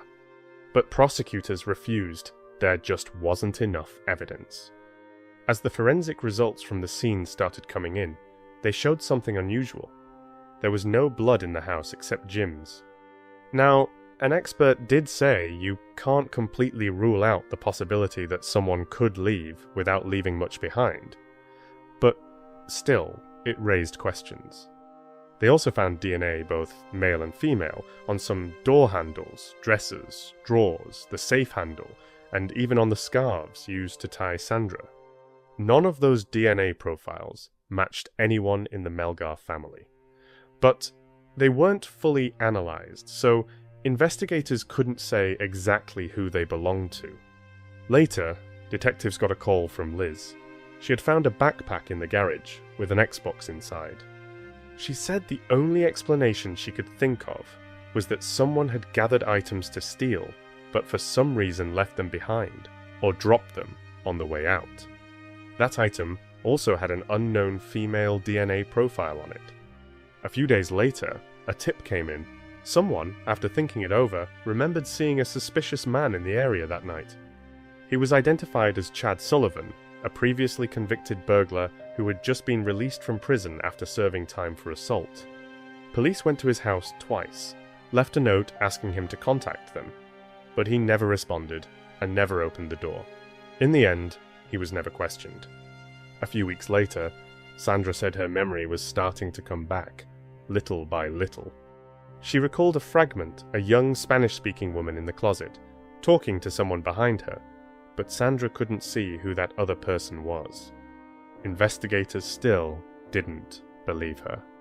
Over the next 18 months, they continued building a case against Sandra, convinced her story didn't add up and didn't look anything like a failed robbery. In the summer of 2014, almost 2 years after Jim's murder, Sandra Melgar was officially charged with first-degree murder. What a development here. A woman who once claimed to be the victim of a home invasion that ended up killing her husband is now charged with his murder. You may remember this story. Christmas Eve of 2012, Sandra Melgar claimed somebody broke into her Northwest Harris County home, tied her up in the closet, and murdered her husband. Well, now authorities say that was all an elaborate lie. Ms. Melgar says that they were in the bathroom together, her and her husband, at approximately 1 a.m. this morning, and at some time she blacked out, and next thing she remembers is waking up in the closet tied up. It just seemed like something was really strange with how it all came down, with them being tied up and just one person being killed. A year and a half later, 54-year-old Sandra Melgar is charged with her husband's murder. We were wondering, I mean, it was so weird that what happened and how it happened, didn't seem like we heard anything like anything had been stolen or anything like that. Now curious neighbors want to know what information led investigators to charge Mrs. Melgar and why it took so long. They have, after all, been unnerved for over a year, thinking a home invasion on their street was the work of ruthless thieves. The defense insisted there was no direct physical evidence against her, and more importantly, no clear motive. They argued that the idea she suddenly snapped and attacked her husband with over 50 blows using both blunt and sharp objects was just completely unbelievable. Her attorneys said that one or more people had entered the house through the back door, and that Jim was killed during a robbery. They also questioned the fact that Sandra had none of Jim's blood on her. Given how brutal the attack was, that seemed unlikely, but her hands and nails were clean, and her nails weren't broken. Aside from a few bruises on her arms, she had no serious injuries, even though, according to the defense, you'd expect way more in a situation like that. They also emphasized Sandra's many health issues, saying she physically couldn't have overpowered him and still come out almost unharmed. And, the fact that unknown male and female DNA profiles were found in the house and never fully analyzed should have raised serious doubts for the jury. Because if there's even reasonable doubt that someone else could have committed the crime, then you can't find her guilty beyond a reasonable doubt. Finally, her defense pointed out that the lead investigator on the case was later forced to resign after backdating a search warrant in a different murder case. According to them, this was a weak case, built entirely on circumstantial evidence. But the prosecution pushed back hard, saying her story just didn't make any sense. They presented two possible motives. The first that she allegedly wanted a divorce, but because they were both Jehovah's Witnesses, she was afraid of being shunned by her community. However, Sandra's family and friends said she had never talked about wanting a divorce. The second motive, a life insurance policy worth $250,000, where Sandra would have been the beneficiary. Prosecutors suggested that Sandra may have tied Jim up before the attack, possibly under the pretense of some kind of sexual game, or that she killed him first, stabbing and beating him, and then tied him afterward. That would explain why the knots were loose, like they weren't meant to actually restrain him. After that, they believe she spent time staging the crime scene, and then, finished it all by tying up her own hands and feet.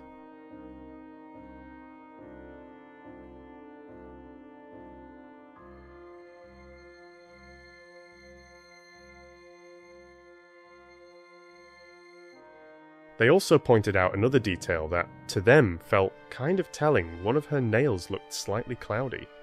At first glance, it might seem minor, but investigators took it as a possible sign of cleaning, like the nail surface had been exposed to water or cleaning products. In the context of the case, even something that small started to matter and became part of the bigger picture they were trying to piece together. Celestina Rossi, a blood spatter and crime scene reconstruction expert, testified for the prosecution. Her testimony was clear, confident, and based on years of experience with scenes like this. She said that, from a professional standpoint, the scene didn't match what you'd expect from a typical robbery. According to her, in those kinds of cases, you usually see chaos, signs of a rushed search for valuables, things thrown around, obvious disorder. But here, that just wasn't the case. She emphasized that there were no signs of forced entry, and the drawers in the bedroom weren't overturned or scattered. They were relatively organized. And that, in her view, didn't line up with a robbery scenario where you'd normally expect a mess and clear signs of disruption.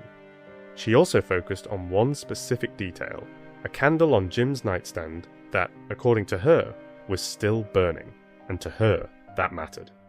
It suggested there hadn't been a struggle right next to the closet where he was killed.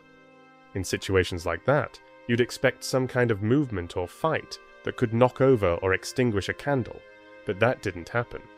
She agreed with the medical examiner's conclusion that all of Jim's injuries were defensive in nature, meaning he was actively trying to protect himself. But then there was another detail that stood out.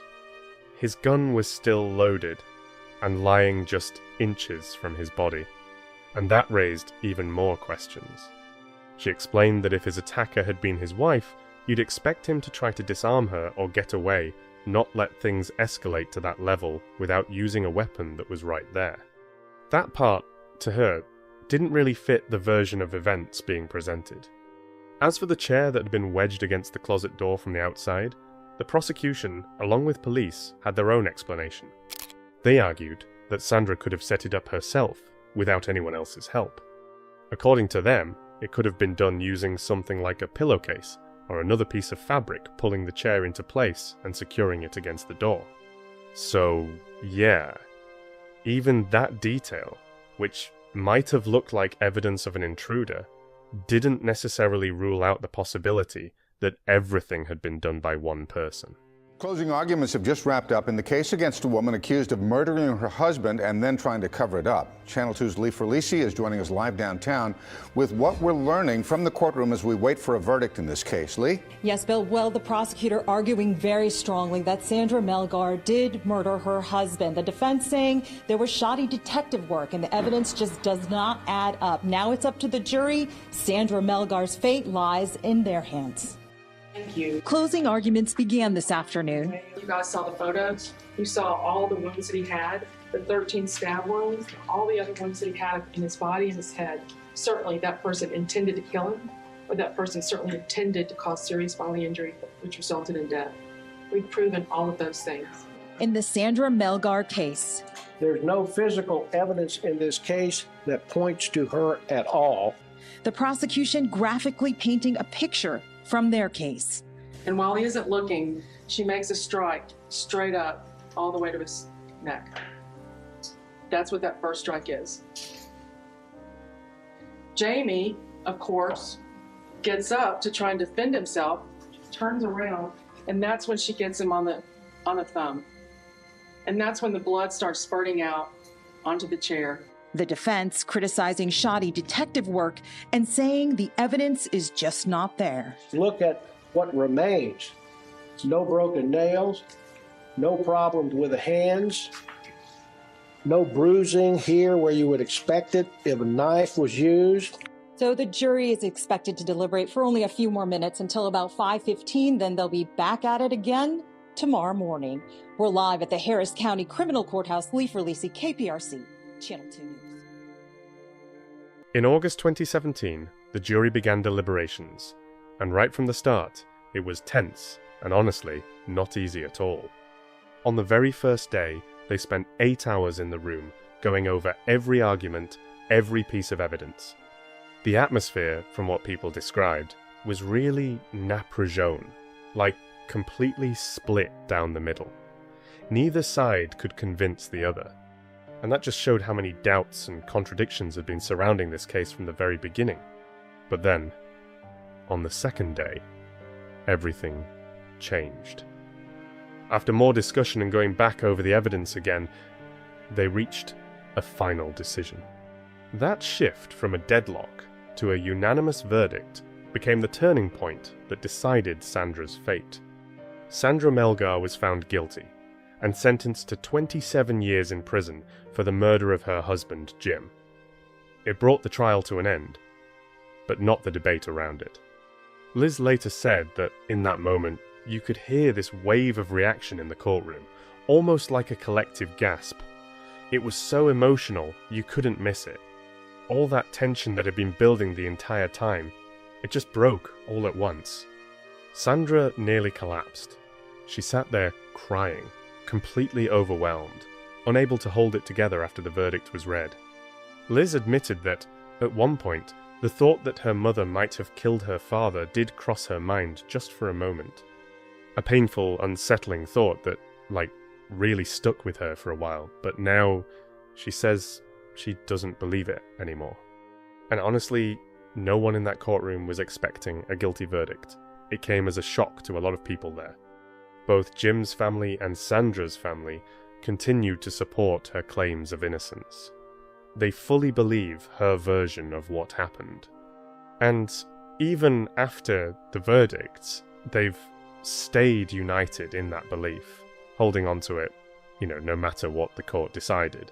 I tried to look at the evidence as objectively as I could, even though, it's really hard because these are my parents. But at the end of the day, I still want justice for my dad. I want to know who did this. And it wasn't my mom. I know she didn't do it, and I'm going to keep fighting until we prove that. Liz said the prosecution was satisfied with the outcome and the verdict that was delivered. According to her, the decision fully matched the picture they had presented in court, and, in their view, felt like a logical conclusion to the whole process. She emphasized that, from the prosecution's perspective, Sandra's story just didn't hold up. They saw contradictions, gaps, and details that, simply didn't come together into a convincing version of events. That's why, she said, the jury didn't believe her. The verdict, as it was explained, reflected how the jurors evaluated the evidence and everything they heard in the courtroom. For the prosecution, it was basically confirmation that their case had been strong enough and persuasive. The jury foreperson later said that during deliberations, they carefully went through all the facts, trying to understand every detail. According to him, it wasn't a quick or easy decision. Every aspect of the case was examined closely, taking into account all arguments from both sides. He stressed that the key question for them was whether the version they heard could actually be trusted, and in the end, they decided it couldn't. That decision, he said, came after long discussions, doubts, and repeated attempts to piece everything together into one clear picture. Both mine and probably my fellow jurors' pendulum, guilt or innocence, swung back and forth throughout the entire trial. What was your first impression of Sandra? Was how could this diminutive-looking middle-aged lady possibly have committed this crime? It was frankly incredulous to see it at first. Didn't compute. I didn't think she could have done it at first. One, I'll say the prosecutor's testimony, right? It all made sense. Now, was it absolutely provable? No, but it's the only thing that made sense. During the trial, the prosecution had acquired all the medical records and showed and just listed the dates up there and everything else of her doctor's visits. No seizure, no seizure, no seizure, getting better, you know, that kind of stuff. We watched almost all the police video over again during deliberations, and that's what brought the other people over until we had a unanimous verdict. A few months later, Sandra's defense team filed an appeal, pushing for a new trial. In their motion, they argued the case needed to be reviewed again more carefully, this time taking into account all the circumstances and possible inaccuracies that could have affected the verdict. It was basically an attempt to reopen the case and challenge the conclusions that had already been made. Expectations were high. For Sandra's supporters, this felt like a real chance to turn things around, to finally get the case reconsidered. For others, it was just another step that probably wouldn't change anything. But the appeal was denied. The court's decision was clear and final, leaving the verdict exactly as it was. And that moment, it really deepened the sense of frustration for those who believe in her innocence, while at the same time strengthening the position of those who are convinced the case had already reached a fair conclusion. It just shows how complex and controversial this story still is, even after multiple attempts to revisit it. New at 6, a celebrity defense attorney is taking on the case of a Houston woman convicted of murdering her husband, Kathleen Zellner, who was featured in the Netflix. In 2018, well-known attorney Kathleen Zellner announced that she was taking on Sandra's case, publicly stating that she believed in her innocence. And that decision, it immediately drew a lot of attention. I mean, when a lawyer of that level steps in, people notice. For many, it felt like a sign that the case might finally take a new turn, that it would be re-examined carefully, with every possible detail considered. Her statement was confident and direct, with no hint of doubt. She made it clear she saw something more in this case than just a closed trial, and that she was ready to dig into it as deeply as needed. Kathleen Zellner is known for helping exonerate 19 people who had previously been wrongfully convicted. And behind each of those cases were years of work reviewing evidence, challenging conclusions, searching for the truth in situations where, like, everyone thought the story was already over. Her reputation was built on exactly those kinds of complex, high-profile cases, where system failures only became obvious over time. She also gained widespread attention through the Netflix series Making a Murderer. That's where viewers got a closer look at her work when she took on Stephen Avery's case after his 2005 conviction for the murder of Teresa Halbach. That case became one of the most talked about in the media and sparked huge debates about the fairness of the justice system. Her involvement in Sandra's case instantly raised expectations. For some, it was proof that the fight wasn't over. For others, just another twist in a case that was already full of contradictions and unanswered questions. But one thing was clear. With Kathleen Zellner stepping in, this story got a new wave of attention and a whole new push forward. We are ready to hear argument in cause number PD 024320, Sandra Jean Melgar versus the state of Texas. Good morning to the court. I'm George McCall Seacrest Jr. from Houston, and along with Allison Seacrest, we represent Sandy Melgar on appeal and represented her at trial. The state did not prove Sandra Melgar's guilt beyond a reasonable doubt, and I contend, based upon a fair and full reading of the record in this case, and based upon its unique facts, the evidence is legally insufficient as a matter of law. Yeah, let me ask you a question real quick. Sure. So I know the state doesn't have to prove motive. They speculate about what your client's motive might have been. But if there's anything in the record or in the briefs I missed, is there any evidence of what would the motive to kill Jaime have been? Zero. See, let me I mean, tell you. no, not for your client. I mean, for someone else to kill him. Oh, we believe it was home invasion, and that would be the motive. We believe that, in fact, people entered the home. We think this business about no breaking and entering, the garage door was up. There was an unlockable interior door, and there was, contrary to the Court of Appeals opinion, there was evidence that property was missing. Opioids were missing, a television set, jewelry, cash. That is the motive for why someone else did it. Why would they not have killed your client too? I don't know. I'd have to speculate. Another appeal was filed in Sandra's case, but once again, it didn't bring the result her supporters were hoping for. It was denied. That decision hit hard for those who believed the case should be reconsidered. One of the judges stated it pretty directly. The evidence presented was enough to support every key element of the charges beyond a reasonable doubt. The wording was clear, firm, no room for interpretation. For some, that was confirmation that justice had been served properly. For others, it felt like yet another sign that the system wasn't willing to revisit possible mistakes and was standing firmly by the original verdict. The atmosphere around the case stayed tense, and the debates were just as intense as ever. Then, at the end of 2022, the Innocence Project of Texas officially announced they were taking on the case as well. And that, brought a whole new wave of attention. The organization is known for working on potential wrongful conviction cases, so for people who believe Sandra is innocent, it felt like hope. For others, it just added more skepticism to a case that already had a lot of it. Sandra spoke from prison, addressing the public and standing by her version of events. Her voice sounded calm, but there was tension in it, like every word had been repeated and relived so many times. She kept coming back to the same story, not stepping away from it for a second, not changing a single detail. And every time, she repeated the exact same version as before. They got it wrong. They got it completely wrong. Sandra, did you kill your husband? No, I did not kill my husband. No.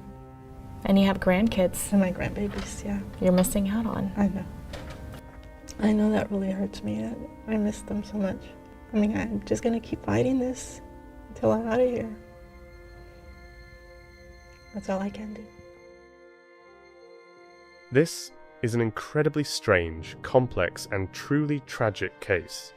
One that, from the very beginning, divided people and sparked deep, ongoing debates. It didn't just grab attention. It made people question things, argue, and doubt even what seemed obvious at first glance. Some believe Sandra is a cold, calculated killer who planned everything down to the smallest detail and carefully staged the scene to avoid punishment and mislead everyone. In their view, nothing about this was random. It was all deliberate, thought out, and controlled. Others are convinced of the exact opposite. They believe she's just as much a victim as her husband, someone caught in the middle of a horrific tragedy. They argue that police focused on her from the very start, gradually building a narrative to fit that theory, while the real attacker, or maybe even multiple attackers, could still be out there. Over the years, this case hasn't faded, if anything. It's only grown louder. There are groups, podcasts, and websites dedicated to advocating for her release, breaking down the evidence, and pointing out inconsistencies. At the same time, others insist the verdict was fair, and that the evidence was more than enough. One thing is clear: this case is deeply controversial, high profile, and impossible to ignore. It leaves behind this lingering sense of unease, like something still isn't fully resolved. Because no matter what the truth is, even after all these years, there are still too many unanswered questions about that night. Questions that, honestly, don't have clear or definitive answers. So what really happened? Is the real killer already behind bars? Or was an innocent person convicted? That question just keeps coming back, over and over again, without ever fully going away. Sandra Melgar will be eligible for parole in 2031. If she's denied, Her release date remains August 2044, and she'll be 85 years old by then. So yeah, a huge part of her life has already been defined by this verdict. Jim Melgar was a kind, hard-working, thoughtful man with a great sense of humour and a genuinely big heart. People remember him as someone who always supported others and brought warmth into their lives. He is deeply missed by everyone who knew him. And with so many questions still hanging over what happened that night, his family and friends say finding closure only becomes harder. Even though it was already incredibly difficult from the start, this uncertainty just makes the pain deeper and makes it almost impossible to truly move on.